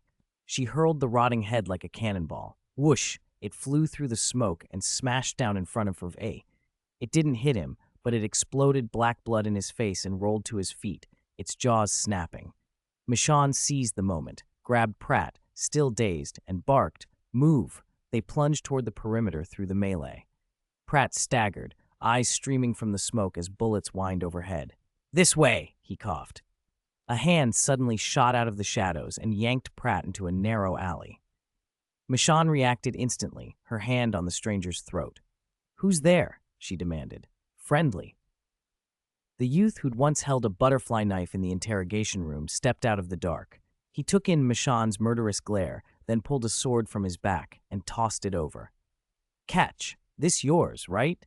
Michonne's pupils shrank. It was the weapon confiscated from her by 8. She snatched the katana, stared at the boy, muscles coiled, but she did not strike. "This is my sword," she said. "Aren't you one of 8's men? Why help us?" No time to explain. He flicked a look at the chaos beyond the alley and fumbled with the chains on their wrists. "Follow me. The governor's men will seal this place off soon." "This kid's on our side," Pratt blurted, worried Michonne might cut their guide. "He hates 8 too. Trust me." Michonne hesitated a heartbeat, then nodded and gripped her hilt. The youth moved like he owned the streets, leading them through a maze of back alleys and slipping past several guard patrols. "Listen," he said as he ran. "The gap ahead is a blind spot on the west wall. The woman posted there is high up. Get through before she clears her head." He pulled a map from his coat and shoved it into Pratt's hand. "This is for you. Hope you know the way." Pratt accepted it, uneasy. "But how didn't 8 send people to hit the prison today? If we head back, won't we run into his main force?" The youth stopped, looked back, and a crooked smile crossed his face. "Don't worry, they won't be coming back." Pratt blinked. "What do you mean?" "He thought your place only had a few old or weak people and no real defenses, so he sent 2 squads to harvest," the boy said lightly. "Based on how fierce your people are, 2 squads won't even fill their teeth." Pratt gaped. You gave 8 false intel on purpose? Why would he buy it?" "Does it matter?" The boy shrugged and shoved Pratt toward the wall. "Go." They wasted no time. With the youth's help, they climbed the unguarded section of the high wall and dropped onto the wilderness outside Woodbury. They sprinted down the road, lungs burning, when 2 blinding headlights stabbed the dark at a fork ahead. A modified 7 roared out and screeched to a stop in front of them. The window rolled down. A middle-aged woman sat behind the wheel, bundled in a heavy hood and scarf that left only cold eyes visible. She wore a bulky protective suit she refused to take off even in the car. Her voice was flat. "Get in." Michonne took a step back, hand on her hilt. "Who are you?" "An enemy of 8. She answered as if it should explain everything. "The kid who let you out is one of mine. I'm here to pick you up. If you don't want to die, get in." They exchanged a glance and clambered into the back seat. The 7 launched away, leaving the town choking on smoke and shouts. The car rode fast and heavy with silence. Michonne kept her eyes on the driver. Then the woman's voice dropped. Dangerous and flat. So you're the one 8 is looking for. Pratt's pulse jittered. Dozens of possibilities raced through his head, and he didn't speak. Michonne's tone was cold. You ruined that town. They got what they deserved. A humorless chuckle came from the driver. Don't play messenger of justice. If I hadn't wanted to cause trouble for 8, do you think I'd risk saving you? If not for luck, you'd have been Walker food by now, Pratt blurted, trying to ease the tension. I never asked for your gratitude, the woman said. She regarded Michonne through the mirror. I helped because it benefits me. Caught between them, Pratt felt his scalp prickle. He knew why Michonne hated these people. She'd been almost fed to walkers because she'd been mistaken for an accomplice to a drug dealer. But he also knew how dangerous their situation was and how fragile the temporary alliance had become.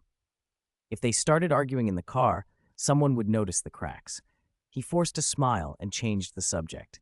Ahem, so, now that we're out, what about 8's men? None of your concern. The driver sounded uninterested. That's our prey. Tell your people to mind their own business and protect their doctor. Don't go to Woodbury and mess things up, she added as the 7 slowed. You'd ruin our plans. The car eased to a stop at a fork.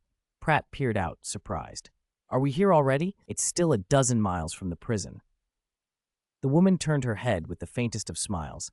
Get out here. You can finish the rest on foot. Pratt opened his mouth to protest. But as far as I know, a lot of those National Guard soldiers helping the prison are still at your place.